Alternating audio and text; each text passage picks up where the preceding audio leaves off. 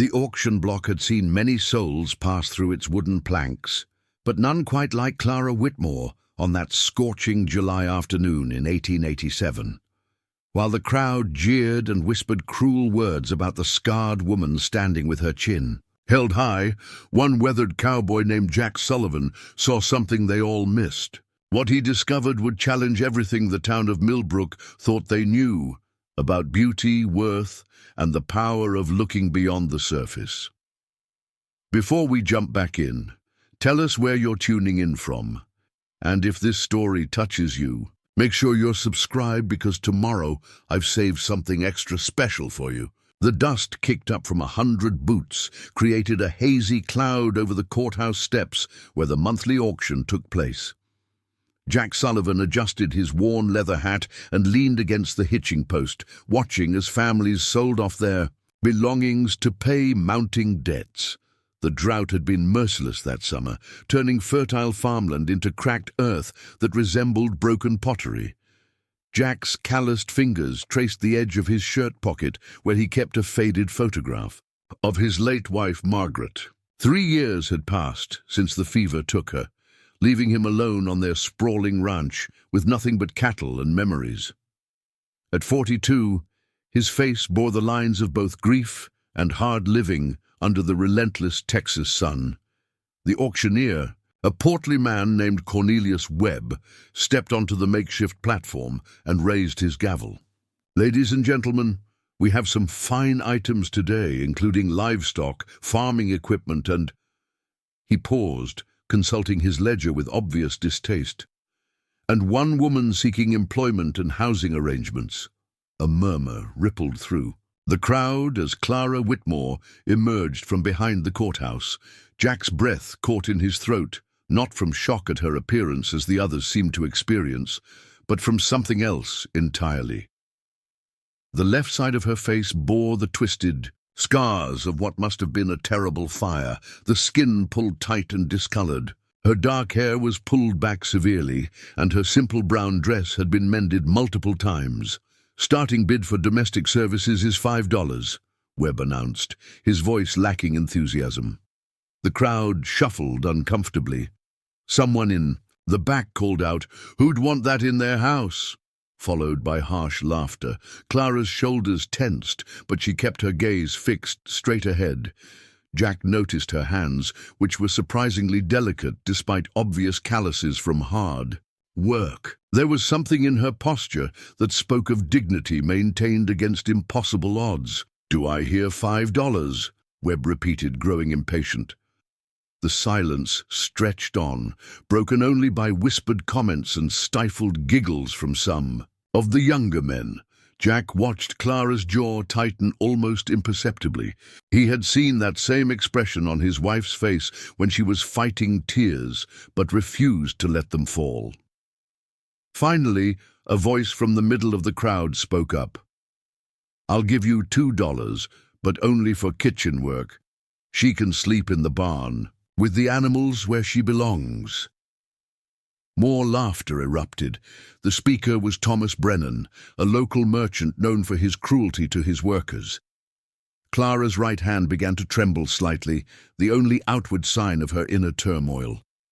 Jack found himself studying her profile, noting the classical lines of her nose and the determined set of her chin. When she turned slightly, he caught a glimpse of her right eye, a striking green that reminded him of spring grass after rain. $2 it is, Webb said, raising his gavel. "Going once, $25. The words left Jack's mouth. Before he had fully processed the decision, every head in the crowd turned toward him, expressions ranging from shock to disgust. Webb nearly dropped his gavel. "Did you say $25, Mr. Sullivan?" Webb asked, clearly incredulous. Jack stepped forward, his boots echoing on the wooden steps. "That's right, $25 for fair employment and proper housing." His voice carried the authority of a man accustomed to being heard, even when speaking quietly. Brennan's face reddened. "You're out of your mind, Sullivan. Look at her. She'll scare your cattle into stampeding." "My cattle have seen worse," Jack replied evenly, not taking his eyes off Clara. For the first time, she looked directly at him, and he saw something flicker in those green eyes. Surprise, perhaps, or cautious hope. $25 going. Once, going twice. Webb's gavel came down with finality. Sold to Jack Sullivan. The crowd began to disperse. Their entertainment concluded. Jack could hear fragments of conversation as people walked away. Lost his mind since Margaret died. Always was peculiar. That woman's cursed, mark my words. Clara remained on the platform uncertain. Jack approached slowly, the way he might approach a wounded animal, with respect and patience. "Ma'am," he said, touching the brim of his hat. "I'm Jack Sullivan. I have a ranch about 5 miles west of town. The work is honest, and the pay is fair." She studied his face carefully, as if searching for deception or cruelty. "Why?" she asked simply. Her voice was softer than he had expected, with a slight accent he couldn't quite place. Jack considered the question seriously. "Because everyone deserves a chance to work with dignity," he said finally, "and because I need help on the ranch." Clara nodded slowly. "I can cook, clean, mend clothes, and help with animals. I'm not afraid of hard work." "I figured as much," Jack said. "Do you have belongings to collect?" She gestured to a small canvas bag at the edge of the platform. "This is everything." Jack picked up the bag, noting its lightness. "We'll stop at Henderson's store on the way out of town. You'll need proper work clothes and boots." Clara's eyes widened. "I can't pay for new clothes." "Part of your employment," Jack said matter-of-factly. "Can't have my workers injured because of inadequate gear." As they walked toward Jack's wagon, Clara kept glancing at him sideways, as if still trying to understand his motivations. The wagon was well maintained, but showed signs of heavy use. A border collie with mismatched eyes jumped up from the wagon. "Ibed tail wagging. That's Scout," Jack said, helping Clara onto the wagon seat. "He's friendlier than he is smart, but he's good company." Scout immediately moved to sit beside Clara, who tentatively reached out to pet him. The dog leaned into her touch, and Jack saw her face soften slightly. At Henderson's general store, Jack selected practical items without consulting Clara about her preferences, which seemed to suit her fine. She appeared overwhelmed by his straightforward kindness, flinching slightly when he spoke directly to her, as if she expected criticism or mockery. Mrs. Henderson, the store owner's wife, packed the clothes with obvious disapproval. "You sure about this, Jack?" she whispered. "That woman's got a dark cloud over her." "The only dark cloud I see is people's unwillingness to show basic Christian charity," Jack replied, his voice carrying enough edge to end the conversation. During the ride to the ranch, Clara sat rigidly, her hands folded in her lap. Jack didn't push for conversation, instead pointing out landmarks and explaining the layout of his property. The ranch sprawled across rolling hills dotted with mesquite trees, with a creek running through the western section. "Creek never runs. Dry even in drought years like this one," Jack said. "Good water is worth more than gold in this country." Clara nodded, her eyes taking in the landscape. "It's beautiful," she said quietly. Jack glanced at her, surprised by the genuine appreciation in her voice. Margaret always said the same thing. She loved watching the sunrise from the front porch. "Your wife?" "She passed 3 years ago," Jack said simply. "Fever took her quick." Clara was quiet for a moment. "I'm sorry for your loss." There was something in her tone that suggested she understood grief intimately. Jack wondered what sorrows lay behind those careful walls she had built around herself. The ranch house came into view as they crested a hill. It was a solid 2-story structure built from local stone and timber, with a wide porch wrapped around 3 sides. Outbuildings included a large barn, a chicken coop, and several smaller structures for equipment and feed storage. "You live here alone?" Clara asked. "Just me and Scout. I have 3 ranch hands who come during branding and roundup seasons, but day to day it's pretty quiet. Jack pulled the wagon up to the front porch and helped Clara down.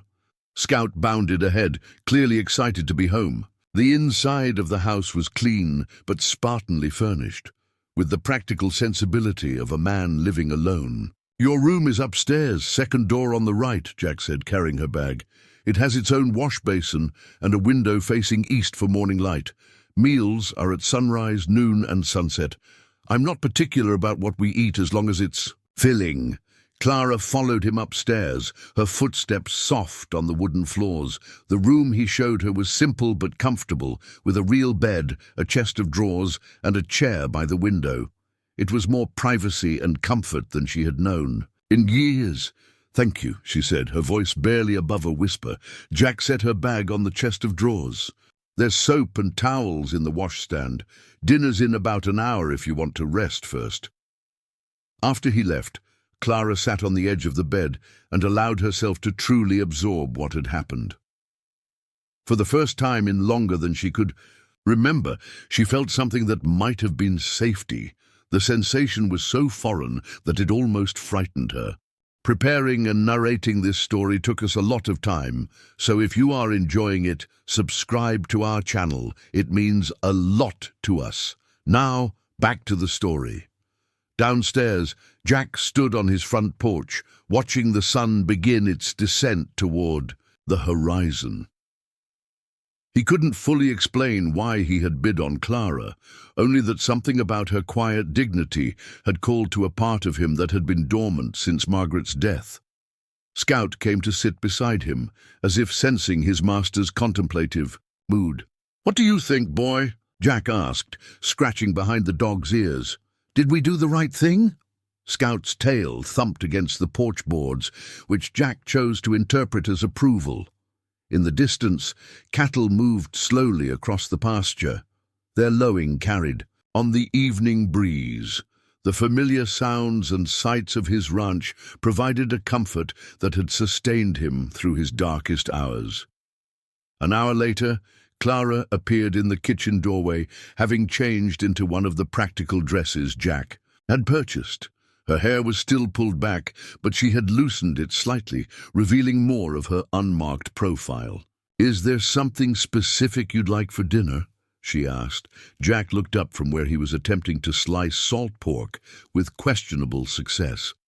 "Anything that doesn't involve my cooking would be an improvement," he said with a self-deprecating smile. Clara moved to the stove with obvious familiarity, her movements efficient and sure. Within minutes, she had assessed the available ingredients and begun preparing what would become the best meal Jack had eaten since Margaret's death. As the aroma of properly seasoned food filled the kitchen, Jack found himself watching Clara work. Her scarred hands moved with practiced grace, and he noticed she had a habit of humming softly while she cooked, a sound so low it was almost subliminal but somehow filled the empty spaces in the house with something that felt like contentment. "You're a fine cook," Jack said when they sat down to eat. Clara's spoon paused halfway to her mouth. "Thank you," she said, clearly unused to compliments. They ate in comfortable silence as the last light faded from the windows. Jack found himself stealing glances at Clara, noting how the lamplight softened the harsh lines of her scars and brought out the auburn highlights in her dark hair. After dinner, Clara moved to clear the dishes, but Jack waved her away. "You cooked. I'll clean. That's the arrangement." Clara hesitated, then nodded. "Good night, Mr. Sullivan." "Jack," he corrected gently. "We're not formal people out here." "Jack," she repeated, testing the sound of his name. "Good night." As her footsteps faded up the stairs, Jack stood at his kitchen window, washing dishes and thinking about the day's unexpected turn. Outside, the first stars were beginning to appear in the darkening sky, and somewhere in the distance, a coyote called to its pack. For the first time in 3 years, the house didn't feel quite so empty. Clara woke before dawn, a habit ingrained. From years of uncertain shelter where the early hours offered the safest movement, Pale light filtered through the east-facing window, casting long shadows across the unfamiliar room. For a moment she lay still, listening to the sounds of the ranch awakening, cattle lowing in distant pastures, the creak of settling timber, and somewhere below, the soft footsteps of Jack beginning his morning routine.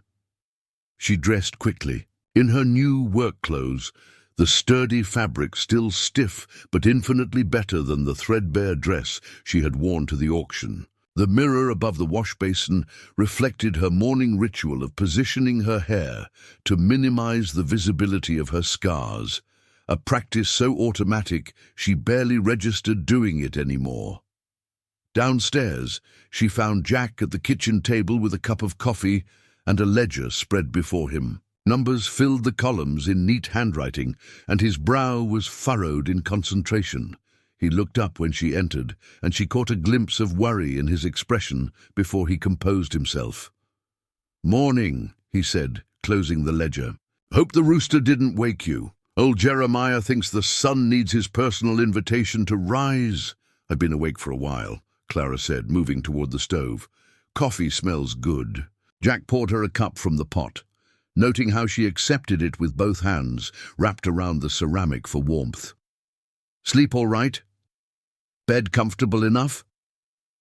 Clara nodded, though the truth was, she had spent most of the night staring at the ceiling, waiting for some catch to reveal itself. Kindness, in her experience, always came with a price that wasn't immediately apparent. "What needs doing today?" she asked, settling into the chair across from him. Jack appreciated her directness. "Chickens need feeding and their coop cleaned. There's a vegetable garden behind the house that Margaret started. It's gotten ahead of me this season. Could use someone with a gentle hand to sort the weeds from the crops." At the mention of his wife, Clara noticed the subtle shift in Jack's expression. Not exactly pain, but a softness that suggested the wound had healed but left permanent tenderness. "I'm good with gardens," Clara said. "And animals don't seem to mind." She gestured vaguely toward her scarred face. "Animals are better judges of character than most people," Jack replied matter-of-factly. "They see what matters." After breakfast, Jack showed Clara around the immediate ranch area. The chicken coop was a well-built structure that housed about 24 birds, including several breeds Clara recognized from her childhood on a farm in Missouri. The rooster, Jeremiah, was indeed a magnificent specimen with iridescent tail feathers that caught the morning sun like green fire. "He's protective of his ladies," Jack warned as Clara approached the coop. "Might take him a day or two to accept you." But Jeremiah seemed to size up Clara and decide she posed no threat. He strutted, importantly around her feet as she scattered grain, occasionally making low conversational clucks that she answered in kind. Jack watched from the fence, surprised by how naturally she moved among the birds. "You've done this before," he observed. "Grew up on a farm," Clara said, gently moving a particularly bold hen away from the feed bucket. "Before?" She didn't finish the sentence, but Jack heard the weight of unspoken history in those two words. The garden was indeed overgrown, but Clara could see the bones of what had been a well-planned plot. Tomatoes climbed wooden stakes, their fruit just beginning to show red blush. Beans wound around tall poles, and rows of corn stood shoulder-high despite the drought. Weeds had invaded aggressively, but the underlying order was still visible. Clara knelt in the dirt, her hands automatically distinguishing between volunteer vegetables and invasive plants. She worked with focused intensity, as if the garden were a puzzle she was determined to solve. Jack found himself lingering longer than necessary, watching how she seemed to commune with the plants. "Margaret had a way with growing things too," he said eventually. "Said plants could sense whether you cared about them or just wanted something from them." Clara looked up, dirt smudged on her right cheek. "She sounds like she was wise." "She was that," Jack agreed. "Smarter than me by half, though she was too kind to mention it often." The morning passed quickly. Jack tended to his cattle while Clara worked in the garden, both falling into rhythms that felt surprisingly natural. Around midday, Jack returned to find Clara sitting in the shade of the porch, a basket of vegetables beside her, and her hair damp with perspiration. "Good harvest," he said, examining the tomatoes and squash she had collected. "The garden just needed attention," Clara said. "Your wife chose the varieties well. These tomatoes will produce until the first frost if we keep them watered." They prepared lunch together, Clara handling the cooking while Jack managed other preparations. There was an easy efficiency to their partnership that surprised them both. Clara seasoned the fresh vegetables with herbs she had found growing wild near the garden, creating flavors Jack hadn't experienced in years. "Where did you learn to cook like this?" Jack asked as they ate. Clara was quiet for a moment, her fork pushing food around her plate. "Different places. You learn to make do with whatever's available." Jack sensed there were stories behind that. Simple statement, stories that might be too painful to share with someone she barely knew. He didn't press, but filed away another piece of the puzzle that was Clara Whitmore. That afternoon, Jack needed to ride out to check on his cattle in the far pasture. He hesitated before leaving, not because he didn't trust Clara alone at the ranch, but because he worried about what she might think if he didn't return by evening. Too many people had made promises to her that they hadn't kept. "I'll be back before dark," he said, adjusting his saddle. "If you need anything, there's a bell on the porch that can be heard for miles. 3 sharp rings will help running." Clara nodded, but Jack caught the flicker of anxiety that crossed her face. "I'll be fine," she said, more to convince herself than him. Jack rode out on his sturdy bay gelding, Moses, with Scout trotting alongside. The cattle were scattered across several hundred acres, and it would take most of the afternoon to check on all of them. As he rode, he found his thoughts returning to Clara more often than was strictly necessary for a man focused on his work. There was something about her careful way of moving through the world that suggested someone accustomed to making herself as invisible as possible. Yet when she was engaged in work, she understood. Cooking, gardening, tending animals, she seemed to expand into herself, becoming more present and confident. Meanwhile, Clara spent the afternoon exploring the ranch buildings with the caution of someone who had learned not to assume welcome anywhere. The barn was spacious and well-organized, with stalls for horses and areas for storing hay and equipment. Everything spoke of a man who took pride in maintaining his property, but had been managing alone for too long. In one corner of the barn, she discovered a workshop area with tools for leather repair and basic carpentry. A partially finished rocking chair sat on the workbench, its wood smooth from careful sanding but abandoned mid-project. Clara ran her fingers along the curved armrest, wondering what had stopped Jack from completing it. The house itself revealed more about its previous occupant than its current one. In the parlor, Clara found evidence of Margaret's presence in carefully chosen fabrics and the arrangement of furniture that prioritized both comfort and conversation.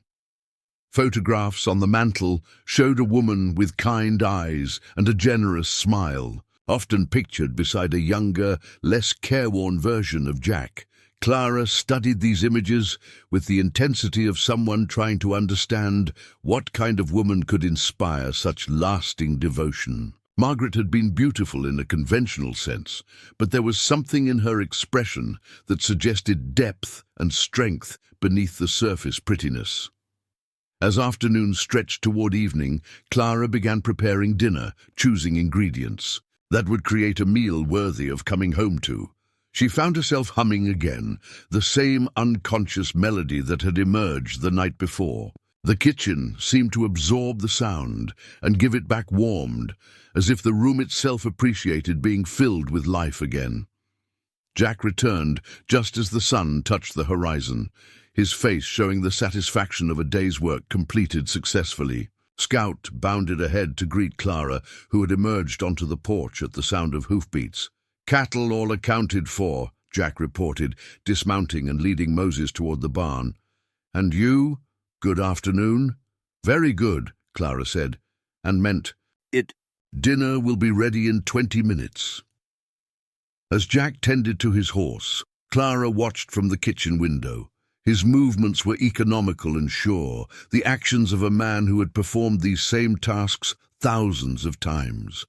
There was something deeply appealing about his competence, his obvious comfort with his chosen life. Dinner was another quiet, companionable meal. Clara had prepared roast chicken with vegetables from the garden, seasoned with wild herbs and cooked to golden perfection. Jack ate with obvious appreciation, making small sounds of pleasure that Clara found surprisingly gratifying. "This is how food is supposed to taste," Jack said, reaching for seconds. "I'd forgotten." Clara felt a warm flush of pride, followed immediately by wariness. Praise made her uncomfortable because it suggested expectations she might not be able to meet consistently. After dinner, they sat on the front porch as the day's heat began to dissipate. Scout lay between them, his chin resting on Jack's boot. The evening sounds of the ranch created a peaceful backdrop. Cattle settling for the night, the distant call of night birds, the rustle of wind through the mesquite trees. "Can I ask you something?" Jack said eventually. Clara tensed slightly but nodded. "The auction yesterday, was that your first time?"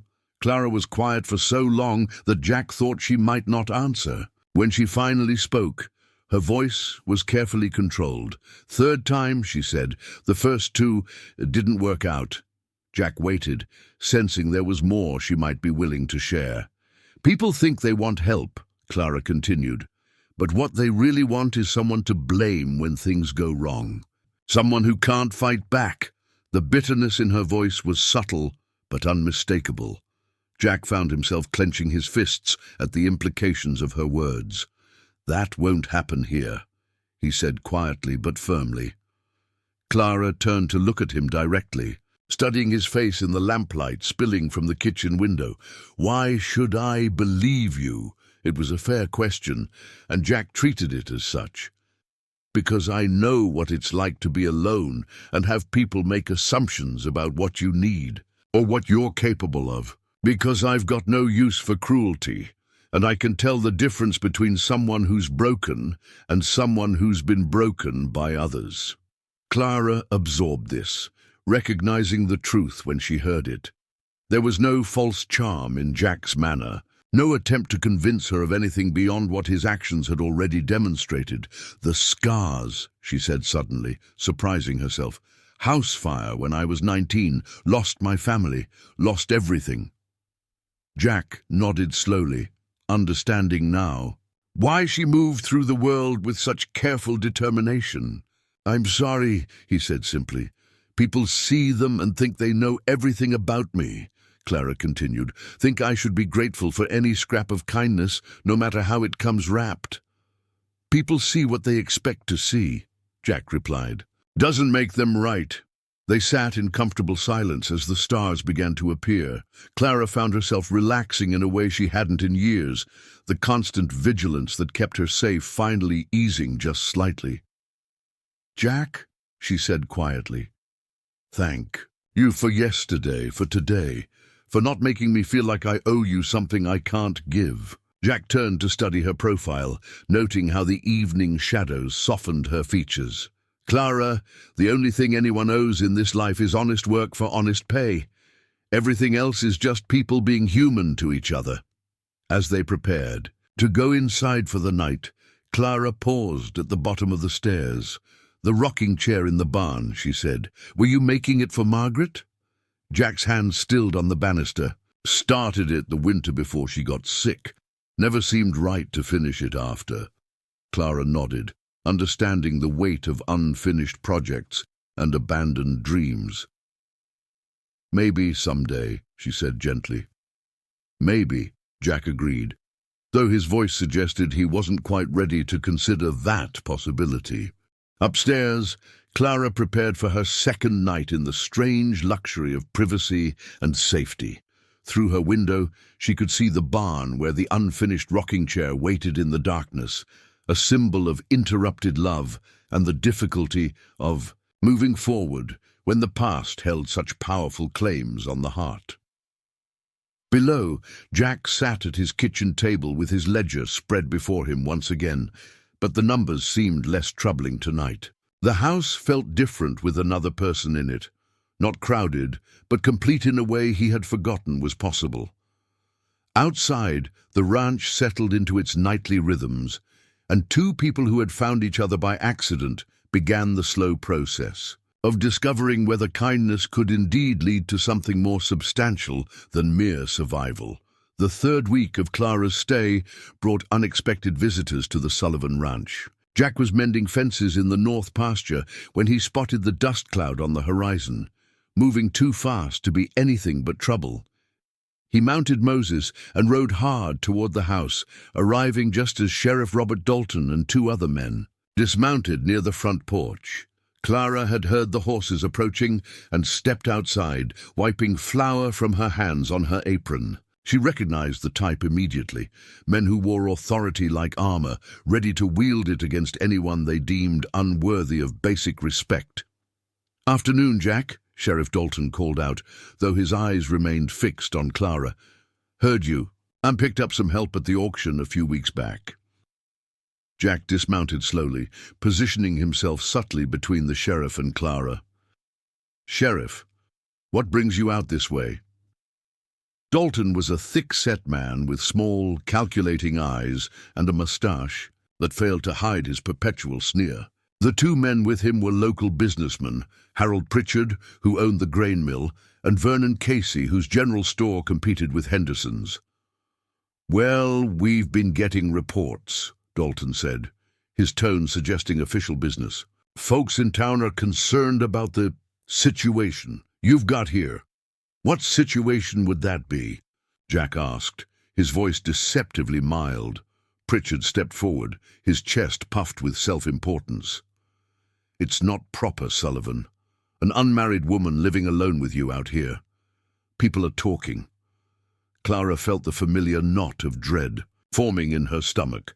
She had known this peace was temporary, that eventually the outside world would intrude with its judgments and demands.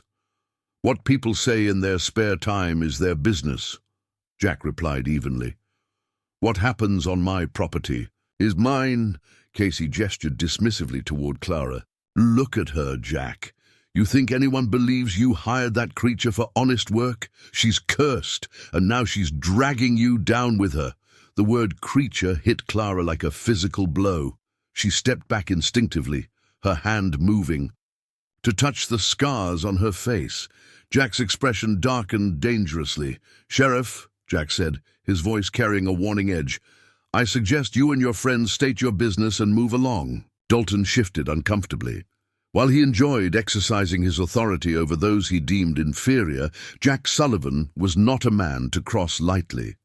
The rancher had friends throughout the county and a reputation for fairness that carried weight, even in corrupt circles. "The thing is, Jack," Dalton said, trying to sound reasonable, "we've had complaints.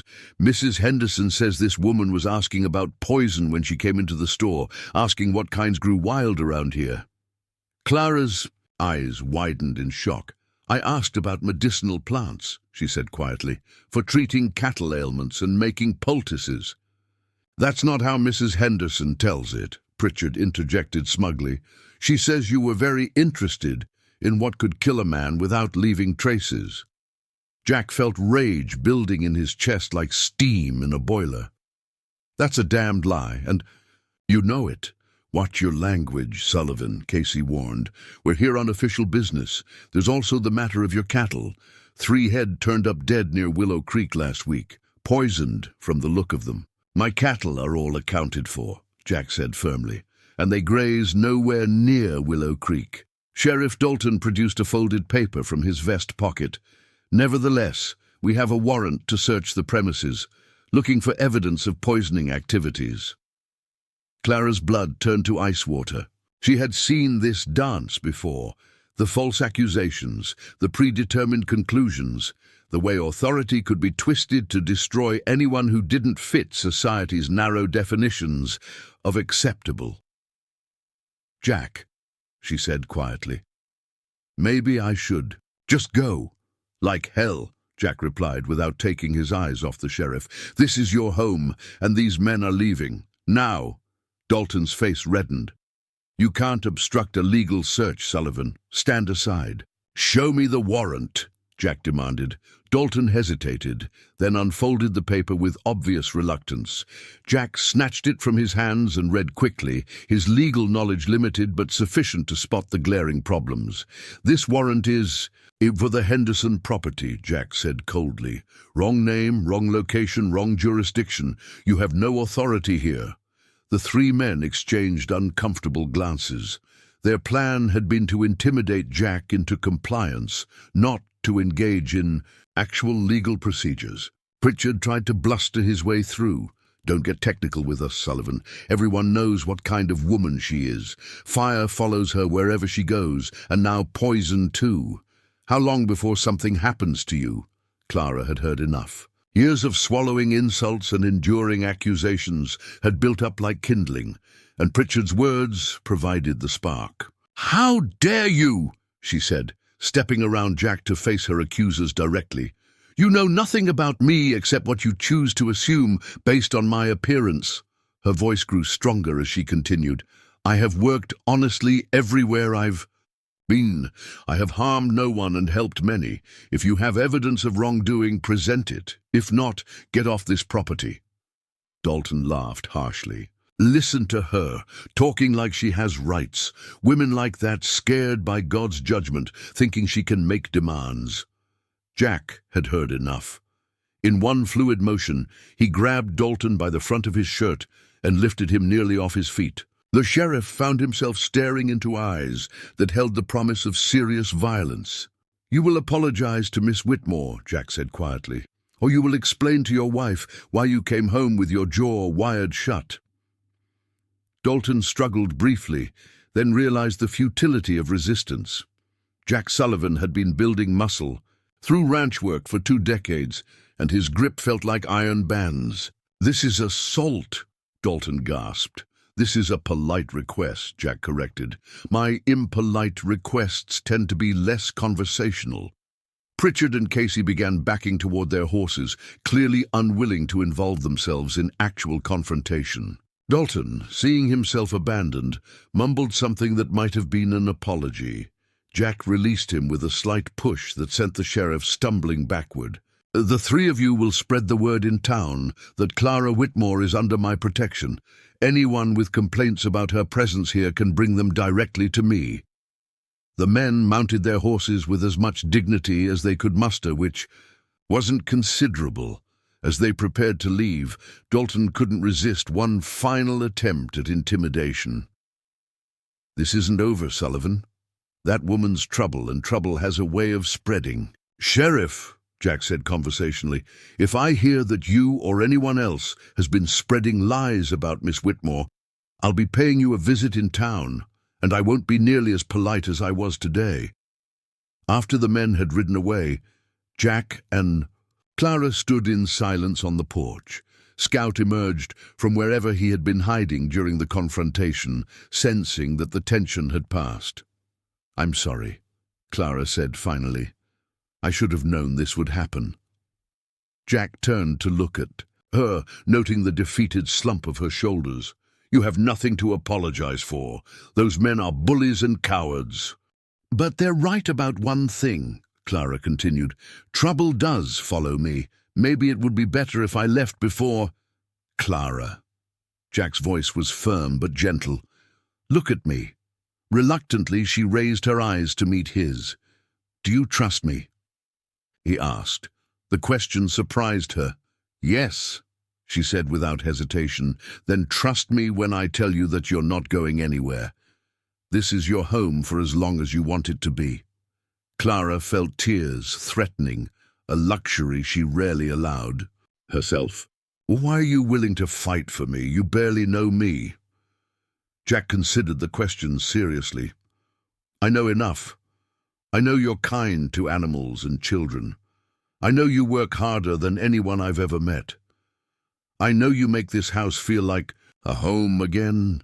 He paused, then added quietly, "And I know what it's like to have people make assumptions about your life based on their own fears." That evening, Clara prepared supper with hands that shook slightly from residual adrenaline. The confrontation had awakened old fears and newer hopes in equal measure. She had never had anyone defend her so fiercely, so completely. Jack noticed her trembling and gently took the knife from her hands. "Let me finish this," he said. "Why don't you sit down?" Clara sank into a chair, suddenly exhausted. "They'll be back," she said. "Maybe not those three, but others. People like me don't get to stay in places like this." Jack continued chopping vegetables, his movements measured and sure. "People like you. Damaged, marked, wrong." Jack set down the knife and turned to face her fully. "Clara, you are none of those things. You are a woman who survived something terrible and came through it with her decency intact. That's not damage, that's strength." Clara stared at him, trying to understand how he could see her so differently than everyone else did. "The scars are a part of your history, not the sum of your worth," Jack interrupted gently. "Margaret used to say that our scars tell the story of our battles, not our defeats." The mention of his wife in this context surprised Clara. It was the first time Jack had referenced Margaret in a way that included Clara in the comparison, rather than highlighting the difference between them. "She sounds like she was remarkable," Clara said. Jack nodded slowly. "She was, but she's been gone for 3 years, and I'm still here, still living. And for the first time since she died, I'm remembering what it feels like to look forward to tomorrow instead of just enduring today." The weight of this admission hung between them. Clara understood that Jack was telling her something important, something that went beyond mere kindness or charity. "Jack," she said carefully, "I don't want you to think that I expect anything beyond what we agreed to. I'm grateful for your protection, but I don't want you to feel obligated." "What if it's not an obligation?" Jack interrupted quietly. Clara's breath caught. "What do you mean?" Jack moved closer, close enough that she could see the gold flecks in his brown eyes. "What if I'm defending you because I care about you? As more than just an employee? As more than just someone who needs help?" Clara's heart began beating so hard she was certain Jack could hear it. "I don't understand." "I think you do," Jack said gently. "I think you're just afraid to believe it." Clara stood abruptly, pacing to the window that overlooked the garden she had restored. "This can't happen, Jack. Look at me. Really look at me." Jack followed her to the window, positioning himself where he could see her profile. "I am looking at you. I see a woman who brings dead gardens back to life, who makes broken-down cowboys remember what it feels like to come home to warmth and laughter, who faces down bullies with more courage than men twice her size." "You see what you want to see," Clara whispered. "No," Jack said firmly. "I see what's there, what's always been there, waiting for someone to pay attention." Clara turned to face him, tears finally spilling over. "I can't be her, Jack. I can't be Margaret. I can't give you back what you lost." Jack reached out slowly, giving her time to pull away if she chose. When she didn't, he gently cupped her scarred cheek in his calloused palm. "I'm not asking you to be Margaret," he said softly. "I'm asking you to be Clara. Just Clara. That's more than enough." For a moment they stood frozen in possibility. Then Clara stepped back, shaking her head. "I need time," she said. "This is all. I need time to think." Jack nodded, understanding but unable to hide his disappointment. "Take all the time you need. I'm not going anywhere." That night, Clara lay awake, staring at the ceiling once again, but for different reasons than before. Jack's words echoed in her mind, impossible and wonderful and terrifying all at once. She had spent so many years believing that her scars made her unworthy of love, that the possibility of acceptance felt like a cruel joke. But Jack's eyes, when he looked at her, didn't lie. Neither did his actions, his steady kindness, his fierce protection of her dignity. For the first time in nearly a decade, Clara allowed herself to consider the possibility that she might deserve happiness after all. Downstairs, Jack sat in his kitchen with a cup of coffee gone cold, wondering if he had pushed too hard, too fast. But the confrontation with Dalton and his cronies had crystallized something that had been building for weeks. Clara wasn't just his employee anymore. She was becoming essential to his life in ways that both thrilled and terrified him. Outside, the ranch settled into its nightly quiet, but inside the house, two hearts wrestled with the possibility that love might indeed be stronger than fear, that acceptance might triumph over a lifetime of learned shame, and that sometimes the most beautiful connections grow from the soil of shared pain and mutual understanding. 2 days after Sheriff Dalton's visit, Clara discovered the first dead chicken. She found the hen lying stiff near the water trough, its neck twisted at an unnatural angle. Scout sniffed around the carcass nervously, whimpering in a way that suggested he sensed something wrong beyond the obvious. Clara examined the bird carefully, her experience with farm animals telling her this was no natural death. The hen showed no signs of disease or predator attack. Someone had killed it deliberately, probably wringing its neck in the dead of night.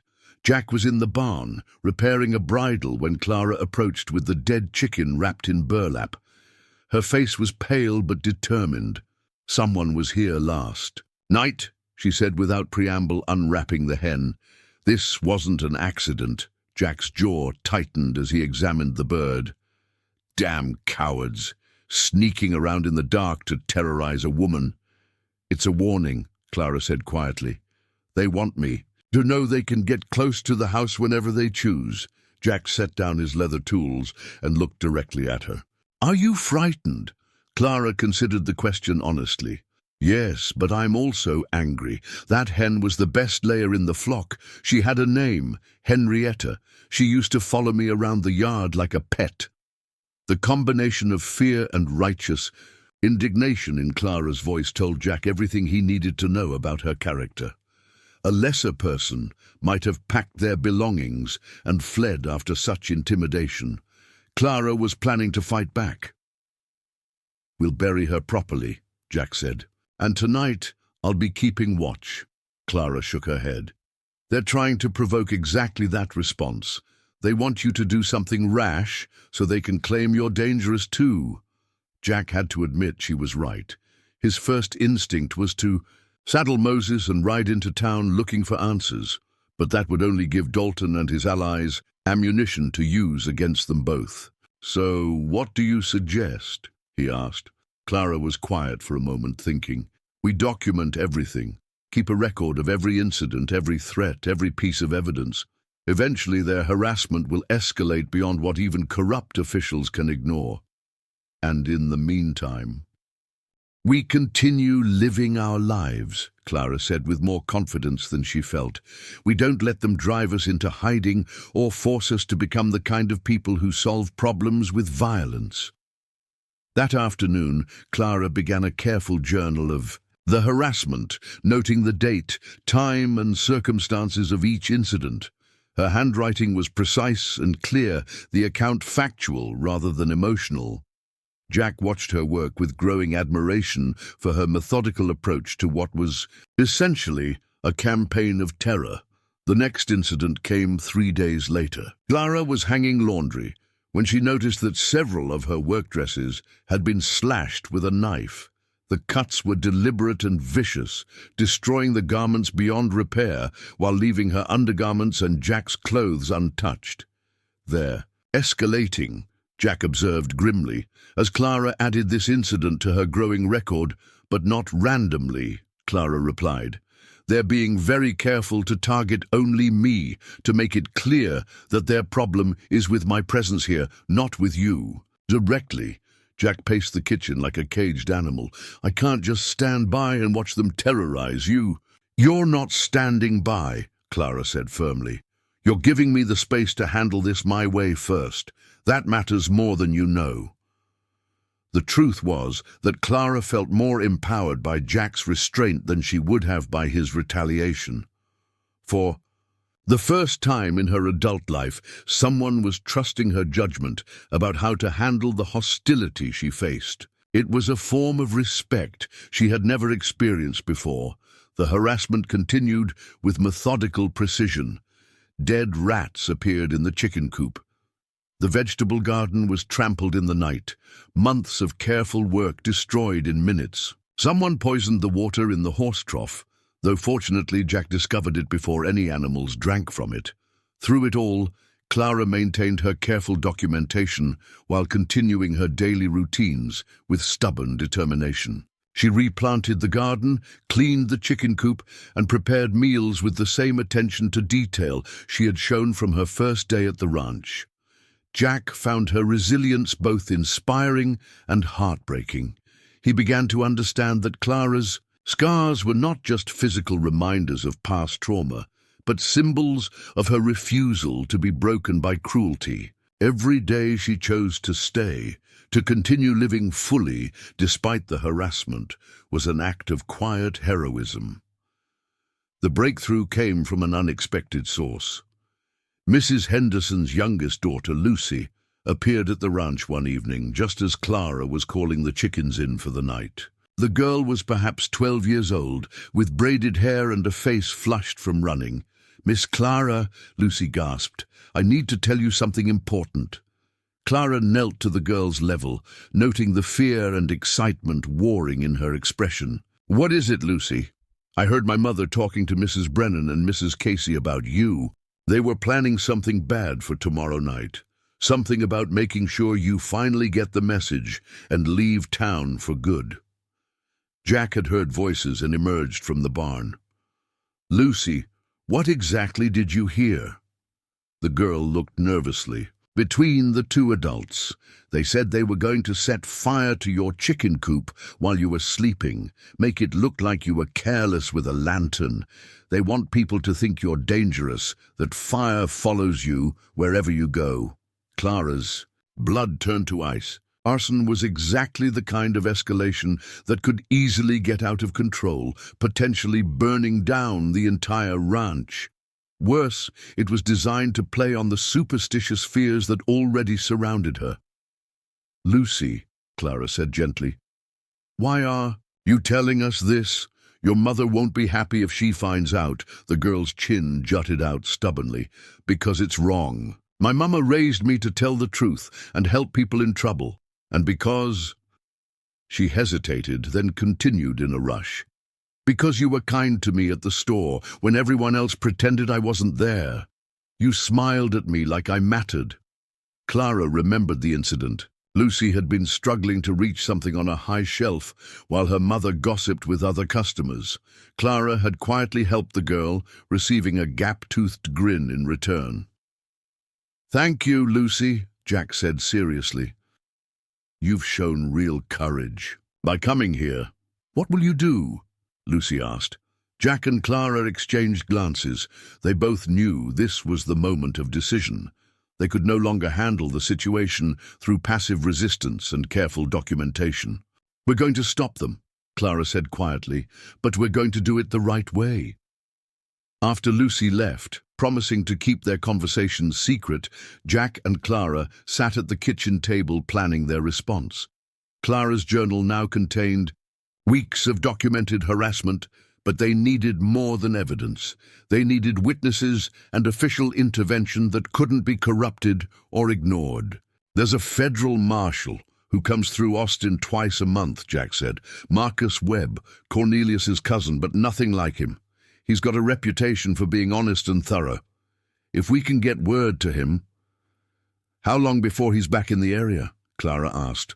"In 3 days, according to the schedule posted at the courthouse," Clara nodded slowly. Then we need to catch them in the act tomorrow night and make sure there are reliable witnesses who can testify to what they saw. Jack looked at her with concern. That means putting you in danger.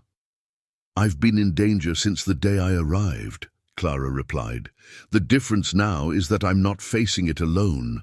The next evening, Jack made a show of riding out to check on cattle in the far pasture, loudly announcing his plans to anyone within earshot.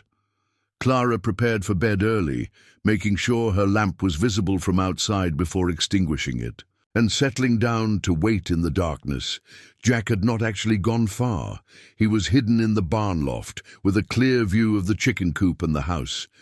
2 other men waited with him, Doc Morrison, the town physician who had grown disgusted with the harassment campaign, and Samuel Torres, a Mexican rancher whose own family had faced similar persecution. They didn't have to wait long. Around midnight, 3 figures crept toward the chicken coop carrying a can of kerosene and what appeared to be rags for makeshift torches. Even in the darkness, Jack could identify Harold Pritchard's bulky silhouette and Vernon Casey's distinctive, limping gait.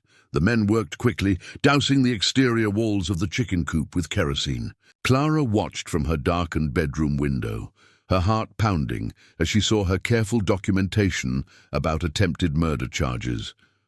Just as Pritchard struck a match, Jack's voice rang out from the barn. "That's far enough, gentlemen. You're under citizen's arrest for attempted arson." The 3 men froze like rabbits caught in lantern light. Casey tried to run, but tripped over his own feet, landing hard in the dirt. The 3rd man, who Jack now recognized as Tom Bradley from the blacksmith shop, dropped the kerosene can and raised his hands. "You can't prove anything," Pritchard blustered, but his voice shook with fear.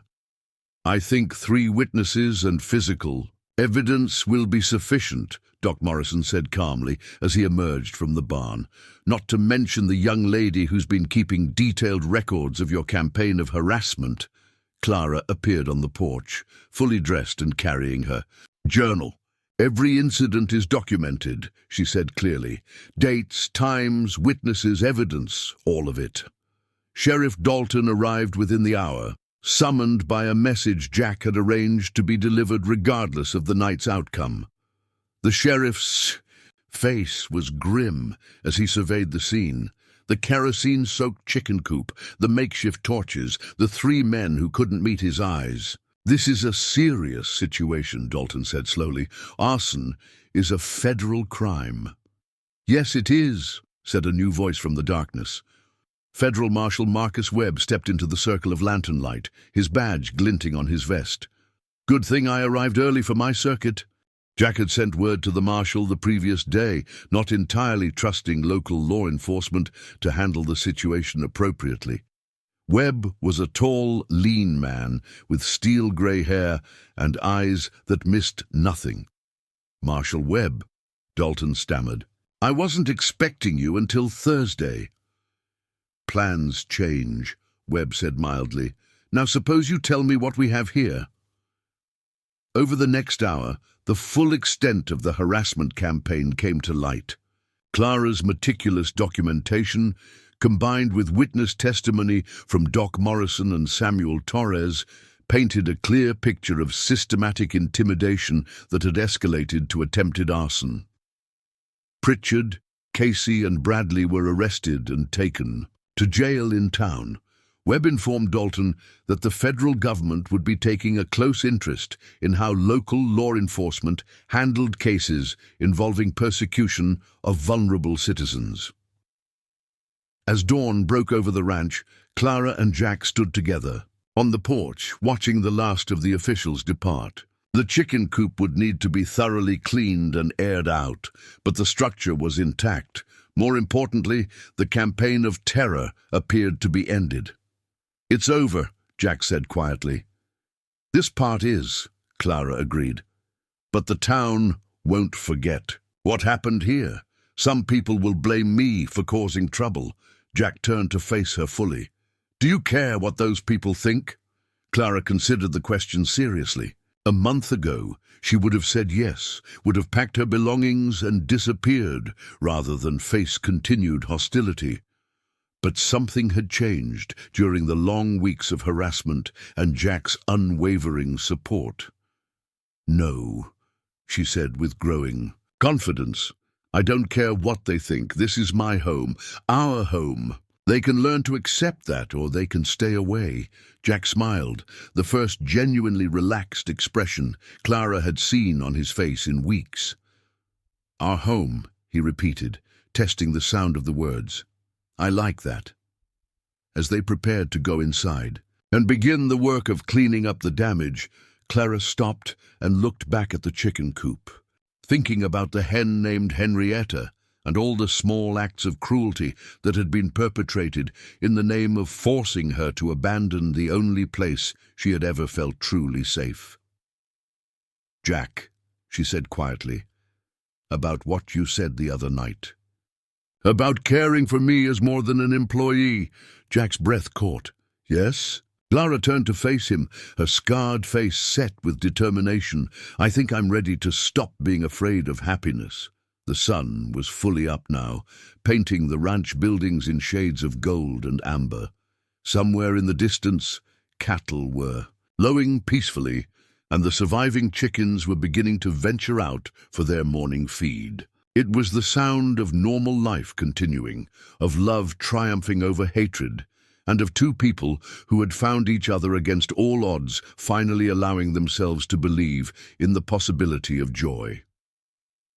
6 months later, the first frost of winter silvered the grass around the Sullivan Ranch. Clara stood at the kitchen window, watching Jack work with a young colt in the corral.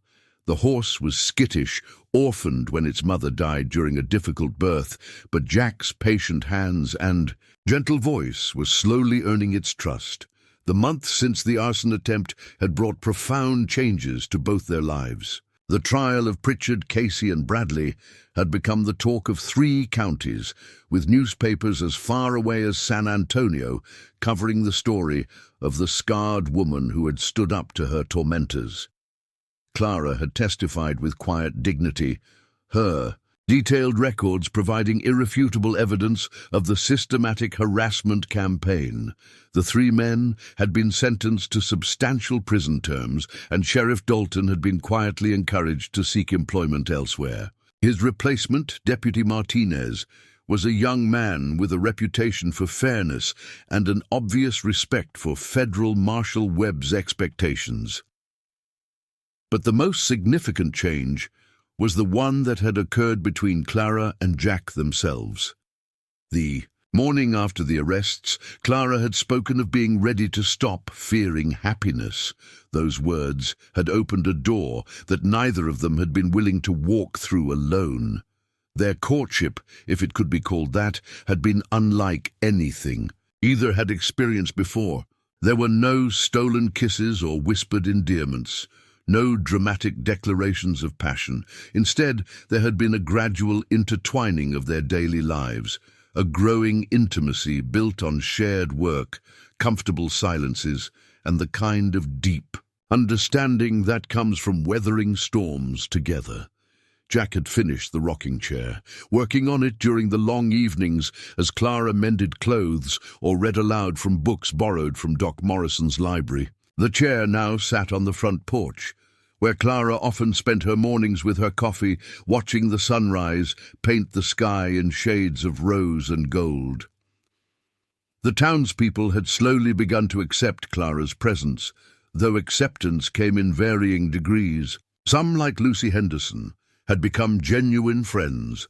Others maintained a polite distance, neither welcoming nor hostile. A few continued to mutter about curses and bad luck, but their voices had lost much of their power after the trial. Clara had established herself as more than just Jack's housekeeper. She had become the unofficial veterinarian for several neighboring ranches, her knowledge of herbal remedies and animal care earning respect from practical men who cared more about results than appearances. Her reputation for fairness and competence had grown steadily, and she now commanded genuine respect from people who had once crossed the street to avoid her. The transformation had been particularly evident at the Autumn Harvest Festival.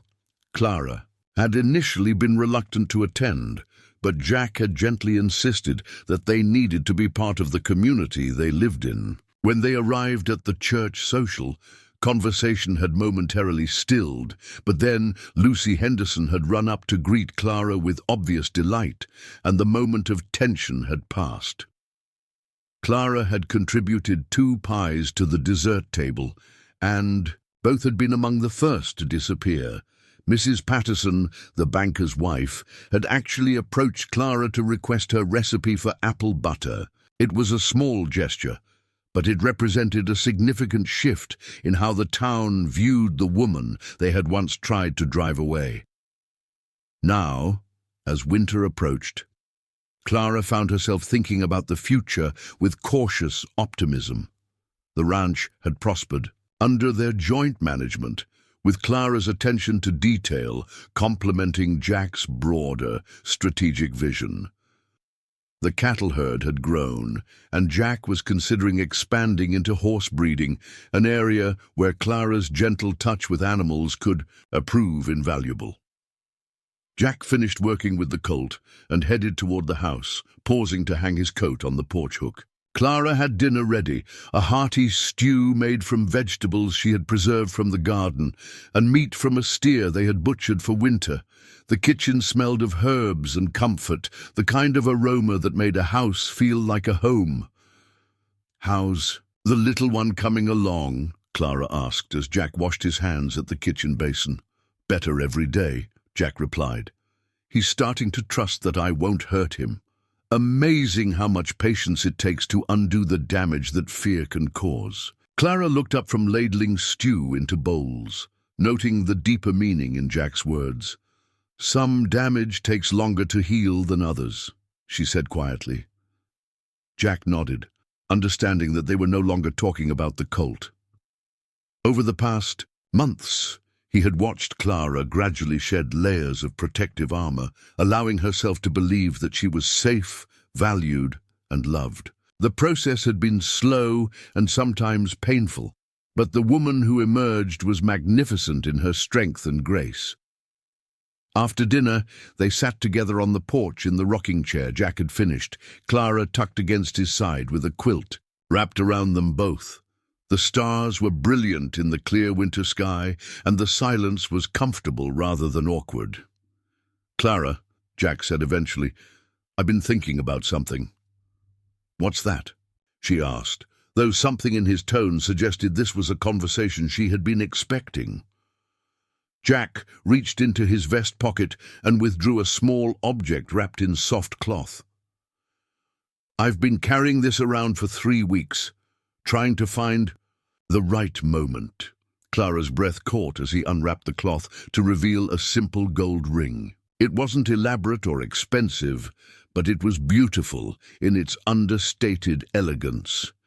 "It was my grandmother's," Jack said quietly.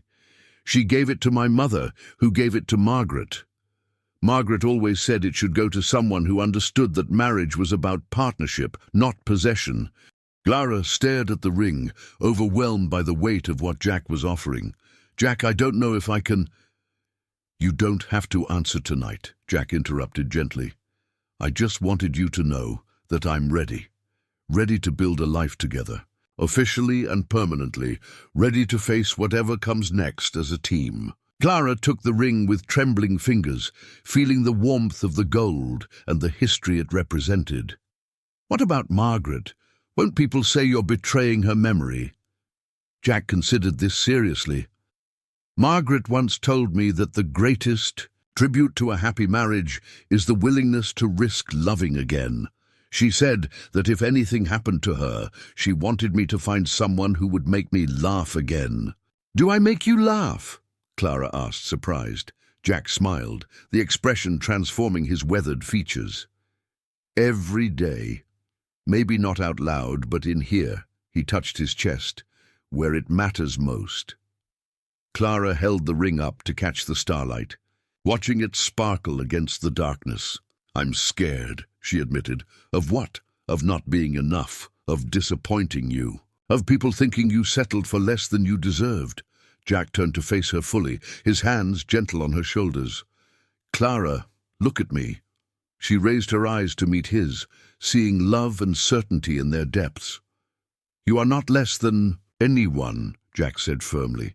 "You are the woman who brought my house back to life, who turned my ranch into a home, who faces down bullies and heals sick animals and makes the best apple pie in 3 counties.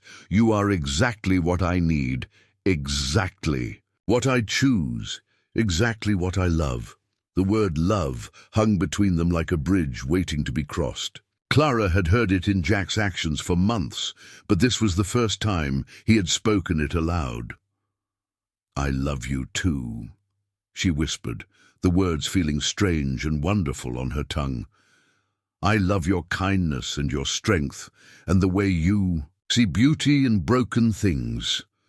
Jack leaned forward to kiss her, a gentle touch that tasted of hope and new beginnings. When they parted, Clara slipped the ring onto her finger, where it settled as if it had been waiting for her all along. "When?" Jack asked. "Spring," Clara said without hesitation. "When the garden starts to bloom again, when everything is growing and new." Jack nodded, understanding the symbolism. They had met in the harsh heat of summer, weathered the trials of autumn, and now they would commit to each other as winter yielded to spring's promise of renewal. The weeks that followed were filled with quiet preparation. Clara began working on a wedding dress, her skilled hands creating something beautiful from simple materials. Jack completed improvements to the house, adding small touches that would make it more comfortable for the woman who would officially become his wife. The engagement was announced in the local newspaper, a simple notice that generated considerable discussion throughout the county. Some of the reaction was positive. Doc Morrison publicly declared his delight, and Lucy Henderson could barely contain her excitement. Others remained skeptical, but the tone of the criticism was more resigned than hostile. Christmas came and went with quiet celebration. Clara and Jack exchanged simple gifts. She gave him a new leather vest she had made herself, and he presented her with a locket containing a photograph of the ranch. They attended Christmas service at the church, where Clara was greeted with genuine warmth by several families who had come to appreciate her contributions to the community. As winter deepened, Clara found herself thinking often about the journey that had brought her to this point. The scars on her face would never fade, and there would always be people who judged her based on her appearance. But she had learned something invaluable. Her worth was not determined by others' perceptions, but by her own actions and the love of those who truly knew her. One evening in February, as snow fell softly outside the kitchen windows, Clara sat at the table, writing letters to distant relatives she hadn't contacted in years. She wanted to invite them to the wedding, to share her joy with the few family members who had not abandoned her after the fire. Jack watched her work, marveling at how natural she looked in his kitchen, how completely she had claimed her place in his life. The shy, frightened woman who had stood on the auction block had been replaced by someone confident and secure in her own worth. "Any regrets?" Jack asked, settling into the chair beside her. Clara looked up from her letter, considering the question seriously. "About what?" "About staying. About choosing this life instead of moving on to somewhere you might have remained anonymous." Clara set down her pen and reached for Jack's hand. "The only regret I have is waiting so long to believe I deserved happiness. Everything else, the harassment, the trial, the gossip, it was all worth it to end up here with you." Jack brought her hand to his lips, pressing a gentle kiss to her knuckles. "I love you, Clara Sullivan-to-be." "I love you too," Jack Sullivan, who saw past the scars. Outside, the snow continued to fall, blanketing the ranch in pristine white. Inside, two people who had found each other against all odds continued planning their future together. Proof that love truly could triumph over prejudice, that healing was possible even after the deepest wounds, and that sometimes the most beautiful connections grow from the most unlikely beginnings. The auction block where they had first met was now just a memory, replaced by a rocking chair on a front porch, where they would spend countless evenings watching the sun set over the land they had built together. Clara's journey from a woman others mocked to a beloved partner and respected community member was complete, but her story was just beginning. In a few months, she would walk down the aisle of the Millbrook Church as Clara Whitmore and emerge as Clara Sullivan, surrounded by friends she had earned through her own merit and courage. The woman who had once believed herself unworthy of love would become the cherished wife of a man who had seen her true value from the very beginning. Their love story would become part of local legend, told and retold as an example of how compassion could overcome cruelty, how patience could heal the deepest wounds, and how the most precious treasures are often found in the most unexpected places. The widowed cowboy and the scarred woman had found in each other exactly what they needed to become whole again. The first signs of spring arrived earlier than expected, with tiny green shoots pushing through the last patches of snow in mid-March. Clara discovered them while checking on the chicken coop, where new hens had been added to replace those lost during the harassment campaign. She knelt in the cold earth, her fingers tracing the delicate emergence of what would become daffodils, and planted years ago by Margaret, but now blooming for Clara. The symbolism wasn't lost on her. Life had a way of persisting, of finding cracks in the hardest ground to push through toward the light. She had become living proof of that truth. Wedding preparations had intensified as the chosen date approached. The second Sunday in May, when the wildflowers would be at their peak and the weather warm enough for an outdoor celebration. Clara had insisted on a simple ceremony, but the town of Millbrook had other ideas. What had begun as a modest church wedding had evolved into something approaching a community festival. The transformation in public opinion had been gradual but unmistakable. Clara's testimony during the trial had revealed not just the harassment she had endured, but also her dignity, intelligence, and unshakable moral courage. Her subsequent contributions to community life, treating sick animals, helping with difficult births, sharing her knowledge of herbal medicine, had earned genuine respect from people who had once viewed her with suspicion or outright hostility. Mrs. Patterson, the banker's wife, had approached Clara at the general store the previous week with an unusual request. Her youngest daughter, Emma, had been born with a port wine birthmark covering half her face. The child, now 8 years old, had begun asking painful questions about why she looked different from other children. "I was wondering," Mrs. Patterson had said hesitantly, "if you might speak with Emma about how to be strong when people stare." Clara had agreed immediately, recognizing in the mother's desperate hope the same fear she had once carried about her own acceptability in the world.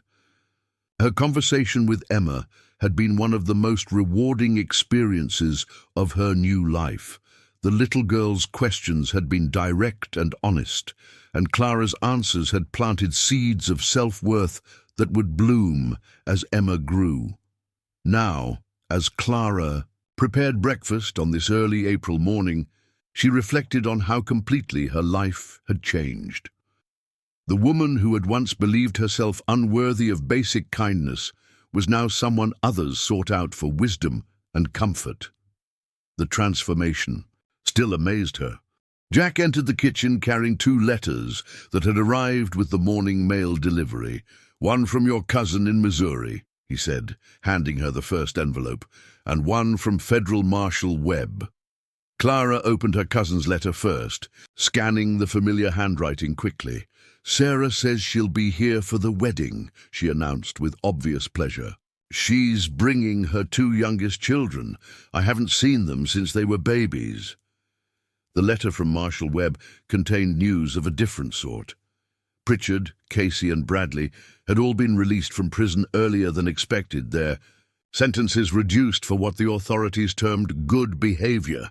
Webb's letter warned that while the men were legally prohibited from returning to the county, their release might embolden others who shared their views. Jack read the letter over Clara's shoulder, his expression darkening. "Maybe we should postpone the wedding until we know they're not planning any revenge." Clara folded the letter carefully, her face thoughtful rather than frightened. "No," she said firmly. "We won't let fear dictate how we live our lives. We've come too far to retreat. Now, Clara, be reasonable. These men spent months in prison blaming you for their circumstances. That kind of hatred doesn't just disappear." Clara moved to the stove, stirring the oatmeal with measured strokes. "Jack, do you remember what you told me the night you proposed? About Margaret saying that the greatest tribute to a happy marriage is the willingness to risk loving again." Jack nodded, though he wasn't sure where Clara was leading. "Well, I think the greatest tribute to surviving hatred is the refusal to let it control your choices," Clara continued. "If we change our plans because of what Pritchard and his friends might do, we're giving them power over our happiness. I won't do that anymore." Jack studied her face, noting the quiet determination that had replaced the fearful uncertainty of their early days together. Clara had found her strength, and it was formidable. "All right," he agreed, "but we take precautions. I'll ask Doc Morrison and Samuel Torres to keep their eyes open, and we make sure Marshal Webb knows our wedding date, just in case." Clara nodded, appreciating Jack's protective instincts while maintaining her own resolve. They had learned to balance caution with courage, safety with dignity. The next few weeks passed in a whirlwind of activity. Clara's wedding dress was finished, a simple but elegant creation in cream-colored silk that she had ordered from San Antonio. The dress's modest neckline and long sleeves provided coverage for her scars while still creating a flattering silhouette that emphasized her natural grace. Jack had commissioned a photographer from Austin to document the ceremony, wanting to preserve the day for posterity. The decision had surprised Clara, who still struggled sometimes to see herself as someone whose image was worth preserving, but Jack's quiet insistence had gradually convinced her. "Someday," he had said, "we'll have grandchildren who will want to see how beautiful their grandmother looked on her wedding day." The casual reference to future generations had stopped Clara's breath. In all her dreams of happiness, she had never dared imagine herself as part of a family line that would continue beyond her own lifetime. The possibility seemed almost miraculous. A week before the wedding, an unexpected guest arrived at the ranch. Clara was in the garden when she heard a familiar voice calling her name. She looked up to see a woman approaching on horseback, tall, dark-haired, with a face that bore the same determined expression Clara remembered from childhood. "Sarah!" Clara called out, dropping her weeding tools to run toward her cousin. Sarah dismounted quickly, and the two women embraced with the fierce joy of family members who had survived years of separation. Sarah was 3 years older than Clara, a widow herself with 4 children, who had maintained a small farm in Missouri through sheer determination and backbreaking work. "You look wonderful," Sarah said, holding Clara at arm's length to study. Her face, happy, truly happy. Clara felt tears threatening. "I wasn't sure you'd really come." "I wouldn't miss this for anything," Sarah replied firmly. "Besides, it's time the family stopped treating you like a ghost. What happened wasn't your fault, and anyone who says otherwise can answer to me." Sarah's presence brought a sense of completion that Clara hadn't realized she was missing. Here was someone who had known her before the fire, who remembered the laughing girl she had been, and could see the strong woman she had become. Over dinner that evening, Sarah regaled Jack with stories of Clara's childhood, her love of animals, Her talent for growing things, her fierce loyalty to anyone she considered family. She once fought off a pack of wild dogs that was threatening our chickens, Sarah recounted.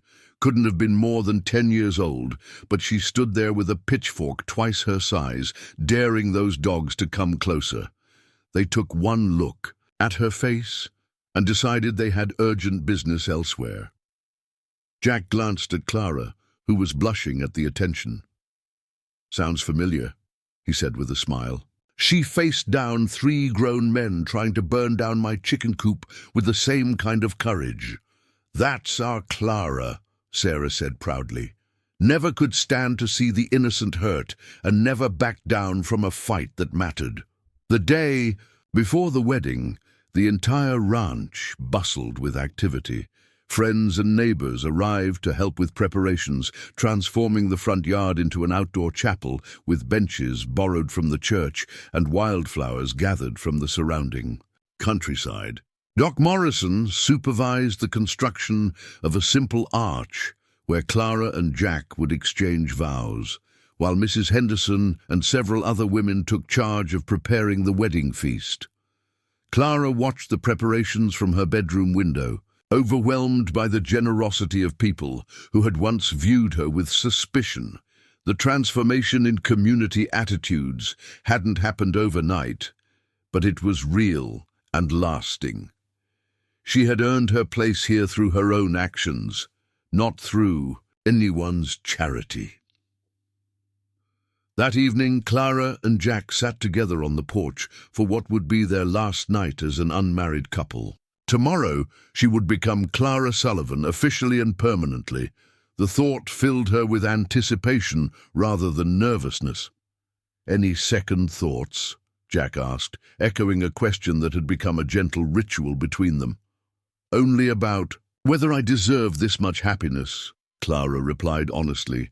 Jack took her hand, his thumb tracing the engagement ring that had become as natural on her finger as her own skin. "You deserve this and more," he said quietly. "You deserve every good thing life can offer." "So do you," Clara replied. "Margaret would be proud of the man you've become, proud of how you chose love over loneliness." They sat in comfortable silence, watching the stars emerge in the darkening sky. Tomorrow would bring changes and challenges, but tonight was perfect in its quiet contentment. The wedding morning dawned clear and warm, with a gentle breeze that set the wildflowers dancing and carried the scent of blooming fruit trees across the ranch. Clara woke before sunrise, her heart racing with excitement rather than fear. Today was the beginning of her new life as a wife, as a full partner in the ranch, as a permanent member of the community that had learned to accept and value her. Sarah helped her dress, careful not to disturb the careful arrangement of Clara's hair that partially covered her scars, while still revealing her face clearly. The wedding dress fit perfectly, transforming Clara into a vision of quiet elegance that took Sarah's breath away. "You're beautiful," Sarah whispered, tears streaming down her face. "Inside and out, always, but especially today." Clara looked at herself in the mirror, seeing not just the scars that had defined her for so long, but the whole woman she had become. Strong, compassionate, worthy of love and respect.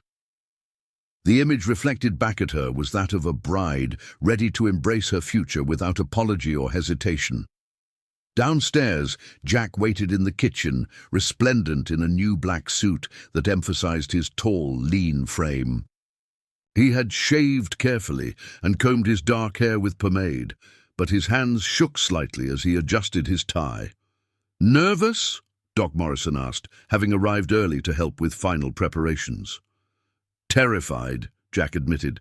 "Not marrying Clara. That's the easiest decision I've ever made. But of letting her down somehow, of not being worthy of the gift she's giving me." Doc Morrison clapped him on the shoulder. "Son, if you're worried about being worthy, then you probably are. It's the men who never question themselves you have to watch out for."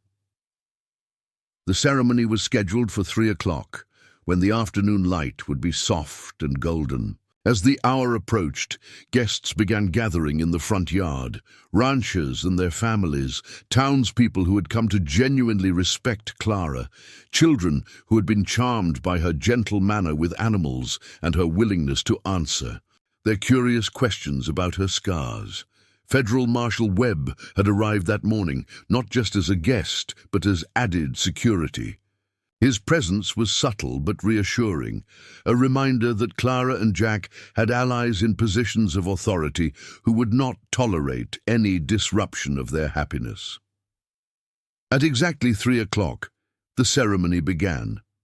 Jack took his place beneath the flower-covered arch, his eyes fixed on the front door of the house where Clara would emerge. The assembled guests turned expectantly, and then she appeared, radiant, confident, every inch the bride she had never dared dream she could become. Clara walked slowly down the makeshift aisle, her eyes locked on Jack's face, and the love she saw reflected there. Each step took her further from the frightened woman who had stood on an auction block, and closer to the future she had chosen with courage and hope. When she reached Jack's side, he offered her his arm with old-fashioned courtesy. Together, they turned to face the minister who would unite them as husband and wife, two people who had found in each other the missing pieces of their hearts.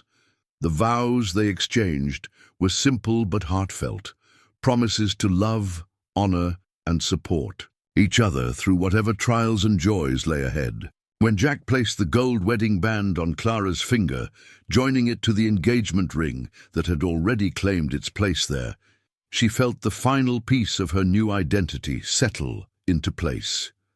"You may kiss your bride," the minister announced, and Jack leaned down to claim the kiss that sealed their union. The celebration that followed was joyous and genuine, a community coming together to honor two people who had earned their happiness through perseverance and mutual devotion. As the sun set over the ranch they now officially shared, Clara and Jack danced to music provided by a fiddle player from town, their movements graceful despite Jack's protests that he was better with horses than with dancing. Later, as the guests departed and the cleanup began, Clara stood once again on the porch where so much of their courtship had taken place. But now she wore a wedding ring that proclaimed her new status to the world, and the man beside her was her husband in the eyes of God and the law. "Mrs. Sullivan," Jack said, testing the sound of her married name. "Mr. Sullivan," Clara replied, her voice warm with contentment.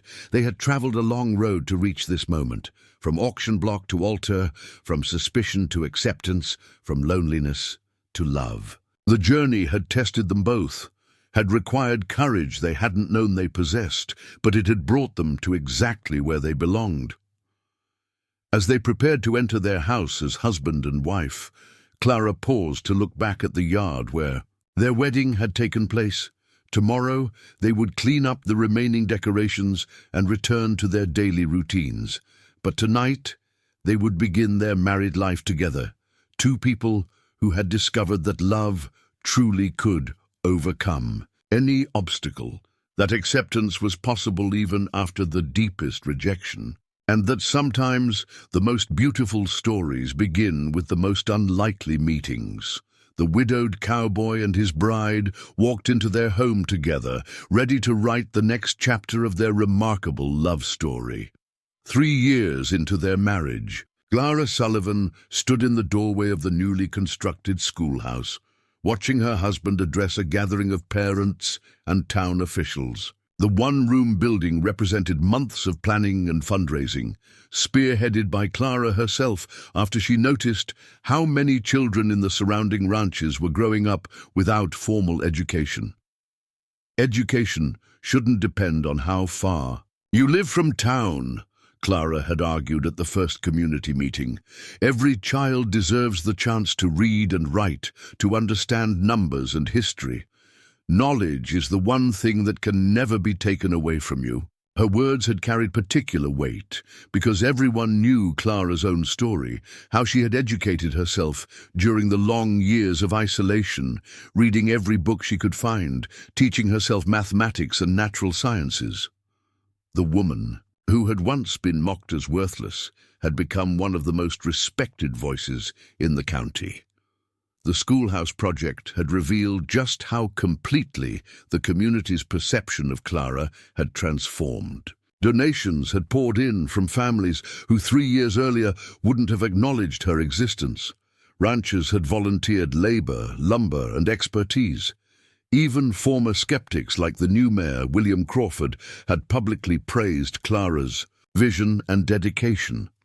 Now, as Jack explained the school's curriculum and schedule to the assembled parents, Clara felt a deep satisfaction that went beyond personal vindication. She had used her influence to create something lasting, something that would benefit generations of children who would never know the pain of feeling excluded or worthless. Classes will begin Monday through Friday at 8 o'clock sharp, Jack was saying. Miss Catherine Brennan has agreed to serve as our teacher. He gestured toward a young woman sitting in the front row, recently graduated from the Teachers' College in Austin, and eager to begin her first position. Catherine Brennan was the niece of Thomas Brennan, the same man who had tried to buy Clara at the auction years earlier. The irony wasn't lost on anyone present, least of all Clara herself. Time had a way of rearranging loyalties and relationships in the most unexpected ways. After the meeting, as families began to disperse, Clara was approached by Martha Rodriguez, whose husband operated a small ranch about 10 miles south of town. Martha's 8-year-old son, Diego, had been born with a clubfoot that made walking difficult and had led to cruel teasing from other children.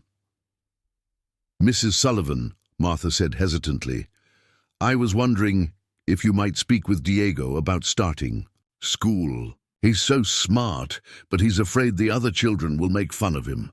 Clara knelt to Diego's level, noting how the boy tried to hide his affected foot behind his good leg.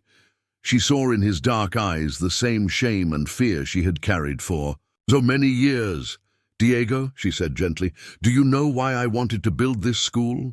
The boy shook his head, though his eyes were fixed on the scars visible along Clara's jawline. Because I believe every person has something valuable to offer the world, Clara continued. Your foot might work differently than other people's, but your mind is sharp and your heart is kind. Those are the things that really matter. She stood and addressed both mother and son. Diego, I want you to know that this school is a place where differences are respected, not mocked. If anyone gives you trouble, you come straight to me. I've had plenty of practice dealing with bullies. Martha Rodriguez's eyes filled with tears of gratitude. Thank you, Mrs. Sullivan. You don't know what this means to us. But Clara did know.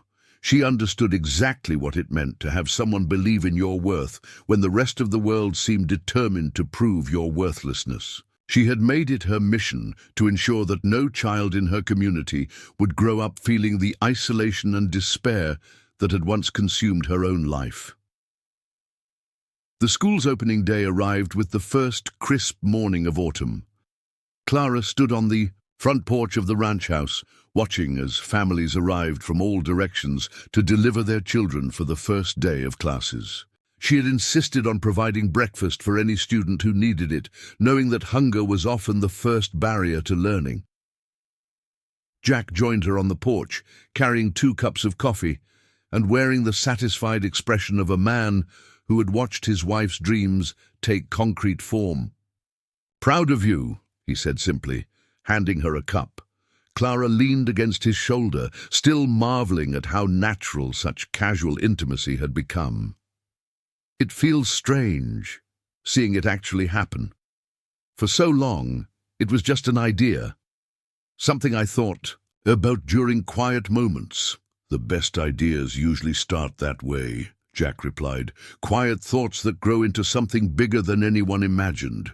Their conversation was interrupted by the arrival of Federal Marshal Webb, who had become a regular visitor to the ranch over the past year. His official duties often brought him through the county, but Clara suspected his visits had become more frequent since he had begun courting Sarah, who had decided to relocate permanently to Texas after her own children had grown and married. "Morning, Jack. Clara," Webb called out as he dismounted from his horse. "Fine day for a new beginning." "Marcus," Clara replied warmly, "you're just in time for breakfast. Sarah's been up since dawn making her famous biscuits." Webb's face brightened at the mention of Sarah, and Clara hid a smile. The stern federal marshal became almost boyish whenever Sarah's name was mentioned. Their courtship had been proper and deliberate, but anyone with eyes could see they were deeply smitten with each other. "Actually," Webb said, his expression becoming more serious, "I'm here on official business as well as social. We've had reports that Harold Pritchard has been seen in the area." Clara felt Jack tense beside her, but her own reaction was calmer than she might have expected. 3 years of security and happiness had given her a different perspective on threats from her past. "How reliable are these reports?" Jack asked. "Reliable enough that I felt you should know," Webb replied. "He's supposedly been asking questions about you both in towns north of here. Nothing overtly threatening, but his interest seems persistent." Clara set down her coffee cup and straightened her shoulders. "Then we'll be careful, but we won't change how we live. Harold Pritchard took enough from this community when he tried to drive me away. I won't give him the power to do it again." Webb nodded approvingly. "That's exactly the attitude that will keep you safe. But if you see anything suspicious, anything at all, you send word immediately." The morning proceeded without incident, and by noon the schoolhouse was filled with the sounds of children learning their letters and numbers. Clara made several visits throughout the day, ostensibly to deliver supplies, but really to savor the sight of young minds being opened to new possibilities. Diego Rodriguez had indeed faced some initial curiosity about his clubfoot, but Brennan had handled the situation with exactly the kind of firm kindness Clara had hoped for. By lunchtime, Diego was deep in conversation with 2 other boys about a book they were sharing, his disability apparently forgotten by everyone including himself. That evening, Clara and Jack sat in their customary spot on the front porch, watching. The sun set over land that had become truly theirs through years of hard work and mutual devotion. The ranch had prospered beyond their early dreams, expanding to include not just cattle, but also the horse breeding operation that had become Clara's particular passion.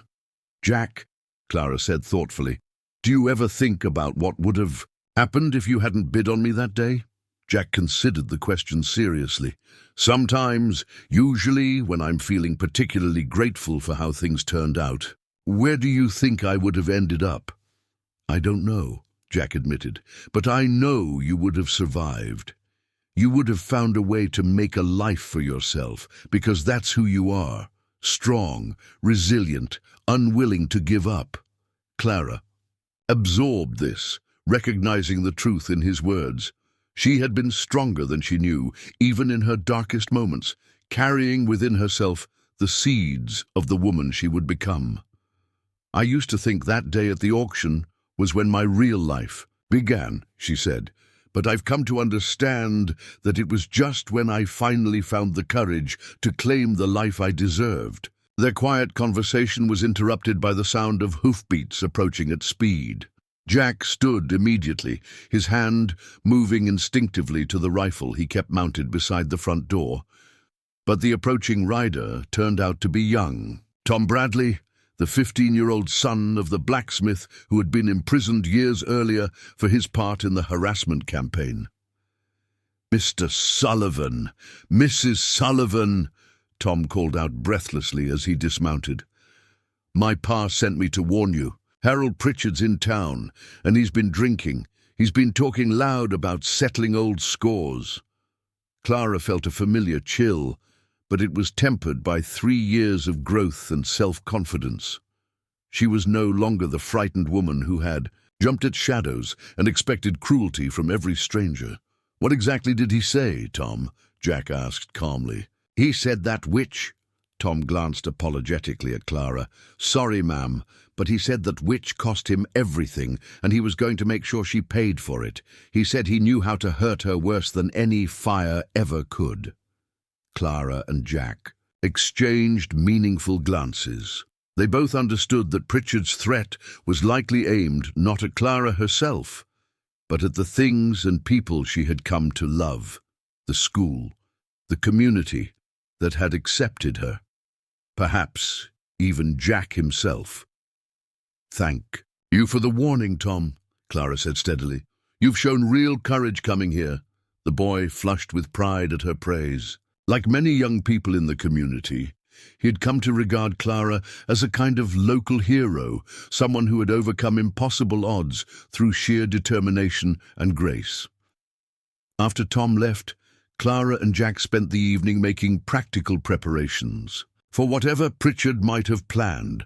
They sent word to Marshal Webb, secured the ranch buildings, and made arrangements for the schoolhouse to be watched by volunteers from the community.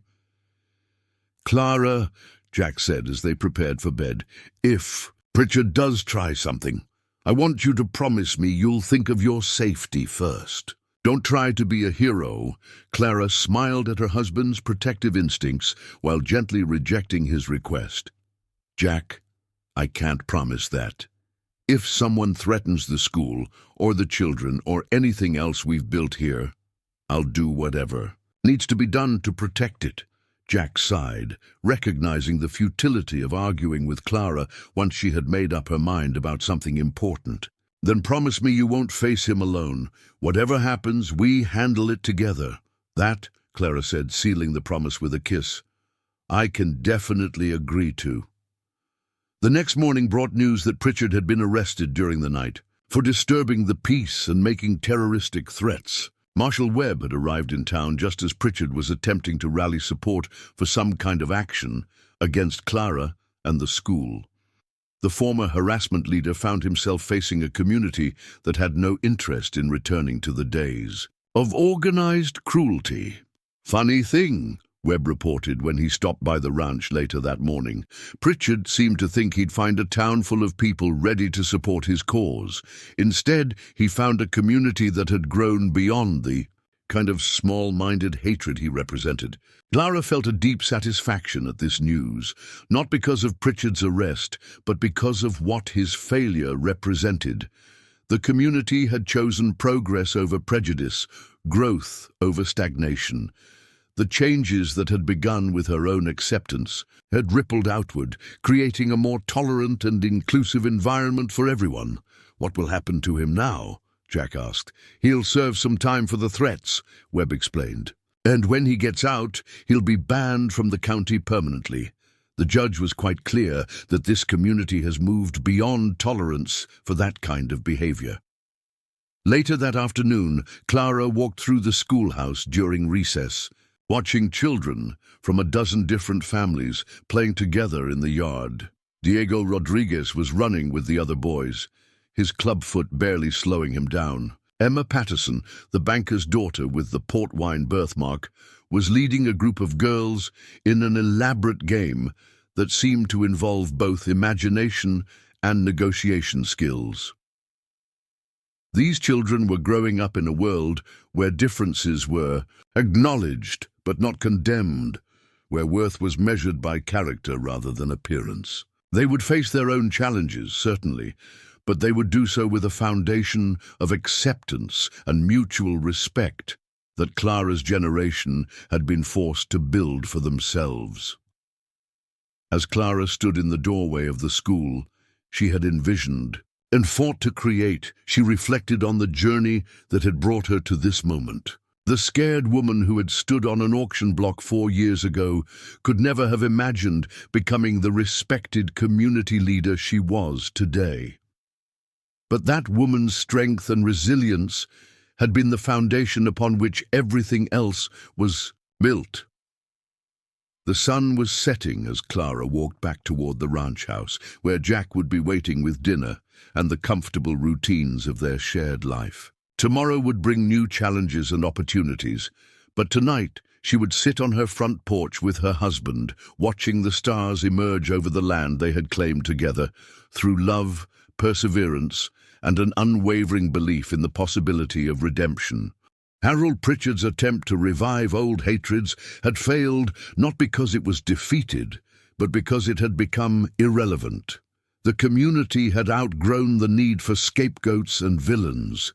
They had learned, through Clara's example and their own experience, that strength came from inclusion rather than exclusion, from building up rather than tearing down.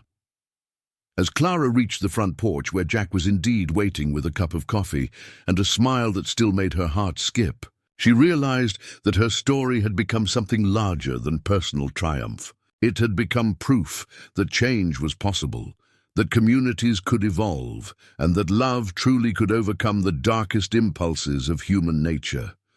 The widowed cowboy and his wife had built more than a successful ranch and a happy marriage. They had helped create a legacy of acceptance and hope that would influence their community for generations to come. 10 years had passed since Clara Sullivan first stepped onto the auction block in Millbrook, and the autumn of 1897 found her standing in a very different place, behind a podium at the Texas State Fair in Dallas, addressing an audience of educators, legislators, and community leaders from across the state. "The measure of a community's character," Clara said, her voice carrying clearly across the crowded auditorium, "is not how it treats those who conform to its expectations, but how it embraces those who challenge them to grow." The audience listened with rapt attention as Clara spoke about rural education, community development, and the transformative power of inclusion. She had been invited to speak based on the remarkable success of the Millbrook Educational Initiative, which had become a model for other small communities throughout Texas. In the years since the one-room schoolhouse had opened, the program had expanded to include vocational training, adult literacy classes, and specialized instruction for children with physical or learning differences. The initiative had attracted attention from as far away as Washington, D.C., where policymakers were studying Clara's methods for potential national application. Jack sat in the front row, wearing his finest suit and watching his wife with undisguised pride. The shy woman who had once flinched at kind words had become a confident public speaker whose ideas were reshaping educational policy across the Southwest. Her journey from outcast to advocate had been remarkable to witness, but Jack understood that Clara's true strength had always been there, waiting for the right circumstances to emerge. After her presentation, Clara was surrounded by delegates, wanting to know more about implementing similar programs in their own communities. A representative from the Department of Education asked if she would consider writing a book about her methods. A newspaper reporter from San Antonio requested an interview about her personal story of transformation. Clara handled the attention with gracious professionalism, but Jack could see the subtle signs of fatigue around her eyes. Public appearances still required significant energy from someone who had learned early in life to guard herself carefully against the scrutiny of strangers. When they finally returned to their hotel room that evening, Clara sank into a chair and began removing the pins from her carefully arranged hair. The formal hairstyle, designed to present a polished public image, had never quite felt natural to her. "Tired?" Jack asked, loosening his own tie. "Exhilarated," Clara replied honestly. "And yes, tired too. Sometimes I still can't believe people want to hear what I have to say." Jack moved behind her chair, his hands gentle as he helped with the remaining hairpins. "You have important things to say. You've earned the right to be heard." Clara leaned back against him, allowing herself to relax for the first time all day. "Do you ever miss it? The quiet life we had before all this started?" Jack considered the question seriously. I miss privacy sometimes, but I wouldn't trade what we've accomplished for anything. You've changed hundreds of lives, Clara. Maybe thousands." It was true. The ripple effects of Clara's work extended far beyond Millbrook. Communities across Texas were adopting her inclusive education models.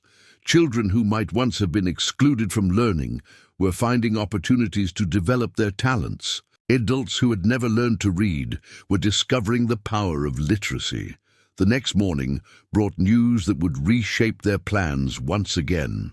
A telegram from Marshall Webb informed them that Congress was considering legislation to provide federal funding for rural education programs, and Clara's testimony would be crucial in securing support for the bill. "Washington," Clara said, staring at the telegram. "They want me to testify before Congress?" Jack read over her shoulder, noting the official language and the significance of what was being requested. "It's an incredible honor, Clara. Your work is being recognized at the highest levels of government." Clara set down the telegram and walked to the hotel window, looking out at the bustling streets of Dallas. The city represented progress and possibility, but it also felt overwhelming to someone who had found her strength in the quiet rhythms of ranch life. "I'm not sure I'm ready for something that big," she said quietly. Jack joined her at the window, understanding her uncertainty. "You don't have to decide right now. We can go home, think about it, discuss it with people we trust." "What do you think I should do?" Jack was quiet for a moment, considering not just what would be best for Clara personally, but what would serve the larger cause she had come to champion. "I think you should ask yourself what the woman standing on that auction block 10 years ago would want you to do with the power and influence you have now." Clara absorbed this, recognizing the wisdom in Jack's perspective. The frightened woman who had once believed herself worthless would have been amazed to know that her voice could reach the halls of Congress, that her ideas could influence national policy. They returned to Millbrook 2 days later, traveling by train through countryside that had become intimately familiar over the past decade. The ranch came into view as their hired carriage crested the final hill, and Clara felt the familiar sense of homecoming that this place had provided since her first night in Jack's house. The ranch itself had evolved considerably over the years. Additional buildings housed the expanded horse-breeding operation that had become Clara's particular passion.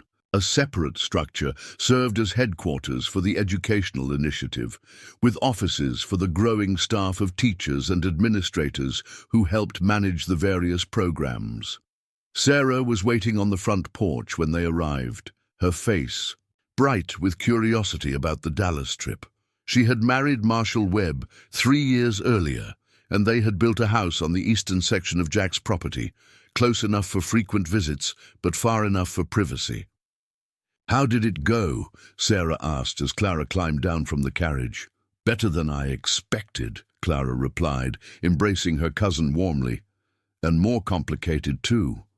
Over dinner that evening, Clara and Jack shared the details of the Dallas conference and the invitation to testify in Washington. Sarah and Marcus listened with the supportive attention of family members who understood the magnitude of what was being requested. "It's a tremendous opportunity," Marcus said when Clara finished explaining the situation. "Federal funding could expand your programs nationwide, but it would also mean a very different kind of life," Sarah added gently. "More travel, more public attention, less time here at home." Clara nodded, appreciating her cousin's understanding of the dilemma. "I've spent 10 years building something meaningful here in Millbrook. I'm not sure I want to trade that for influence in Washington." "Who says you have to trade one for the other?" Jack asked. "What if you could find a way to do both?"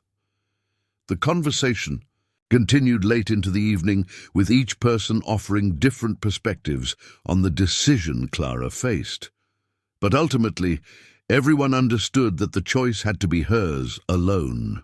The next morning, Clara walked through the schoolhouse during regular class hours, observing the students who represented the success of her vision. Catherine Brennan, now the head teacher, had developed into an exceptional educator whose innovative methods were being studied by teacher training programs across the state.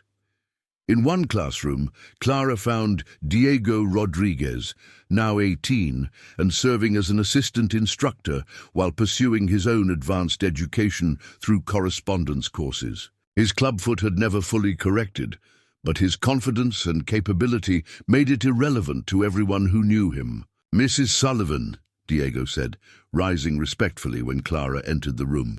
"How was Dallas?" "Educational," Clara replied with a smile. "How are your students progressing?"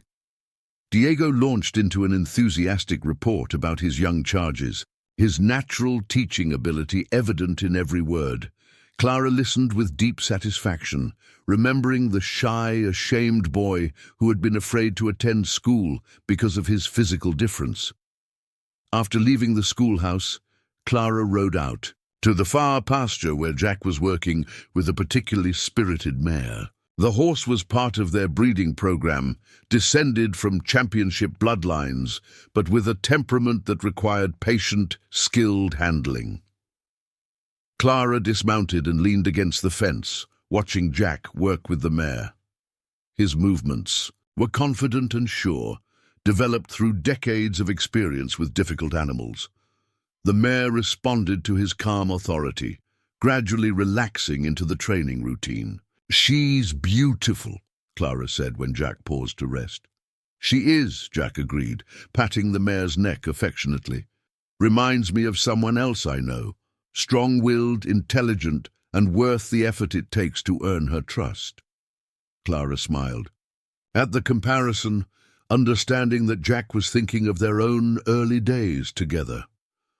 "Are you saying I was difficult to train?" "I'm saying you were worth waiting for," Jack replied, approaching the fence where Clara stood. "Just like this mare will be worth the patience it takes to help her reach her potential." That evening, Clara sat at her desk in the study, composing her response to the congressional invitation. The letter was difficult to write, requiring her to balance personal desires with public responsibility, private happiness with the opportunity to create change on a national scale. When she finished, Clara read the letter aloud to Jack, who listened without interruption until she reached the final paragraph. "I am honored by your invitation and committed to supporting federal investment in rural education," Clara read. "However, I believe I can serve this cause most effectively by continuing to develop and refine our programs here in Texas, while making myself available for periodic consultation and testimony as needed. The work we have begun in Millbrook represents more than educational innovation. It demonstrates the transformative power of community commitment and inclusive values. I hope to continue building that demonstration while sharing our methods with communities across the nation." Jack nodded approvingly when she finished. "That sounds like the right balance. You're not turning your back on the larger opportunity, but you're not abandoning what you've built here either. Do you think they'll understand?" Clara asked. "I think they'll respect your judgment," Jack replied. "And if they don't, then they weren't really listening to what you had to say in the first place." The response from Washington was positive, if somewhat disappointing. The Department of Education agreed to Clara's counter-proposal, arranging for her to serve as a consulting expert on rural education while maintaining her base of operations in Texas.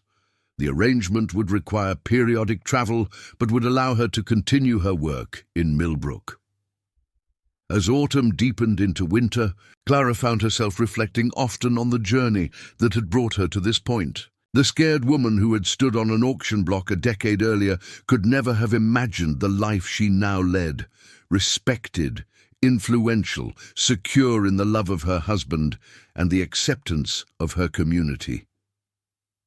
One evening in December, as Clara and Jack sat by the fireplace in their comfortable parlor, a knock came at the front door.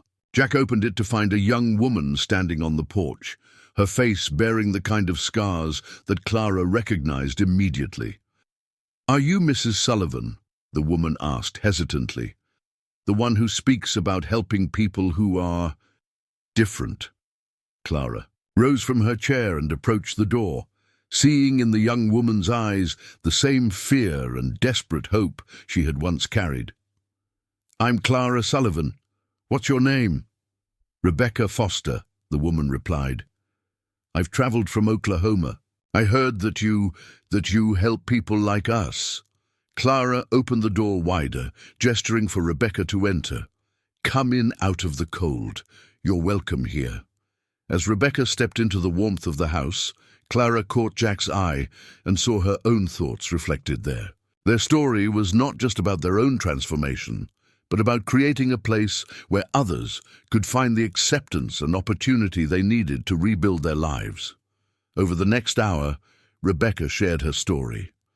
An acid attack by a rejected suitor, the loss of her family's support, months of wandering from town to town, seeking work and finding only rejection.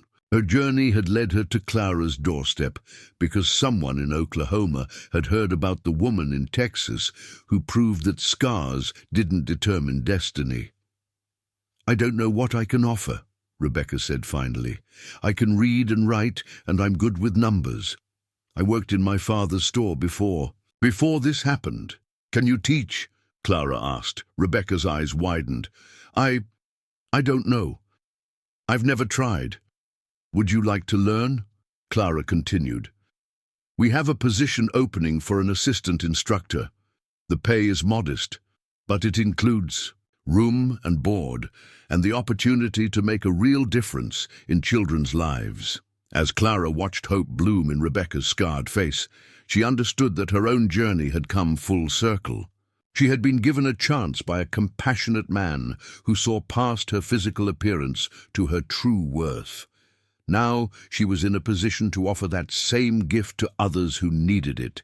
"Mrs. Sullivan," Rebecca whispered, tears streaming down her face, "why would you do this for me? You don't even know me." Clara smiled, remembering asking Jack a similar question on that first night at the ranch. "Because someone once did it for me," she said simply, "and because I believe everyone deserves the chance to discover what they're truly capable of." Later that night, after Rebecca had been settled in the guest room and provided with everything she needed for a fresh start, Clara stood on the front porch where so much of her own healing had taken place. Jack joined her, as he had countless times over the years, and together they looked out over the land that had become their shared legacy. "Another lost soul finds her way to our door," Jack observed quietly. "Not lost," Clara corrected gently. "Just temporarily misdirected. Rebecca has strength. You can see it in how she survived her journey to find us. She just needs someone to believe in her until she can believe in herself again."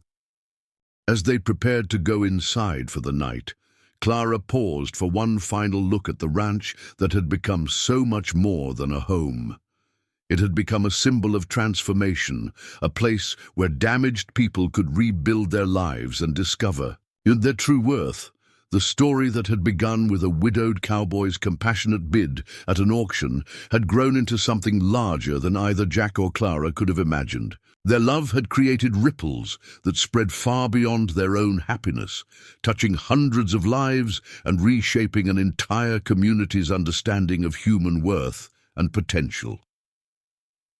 As Clara followed Jack into the house where Rebecca now slept, safely, preparing for her own journey of transformation, she understood that some stories never really end.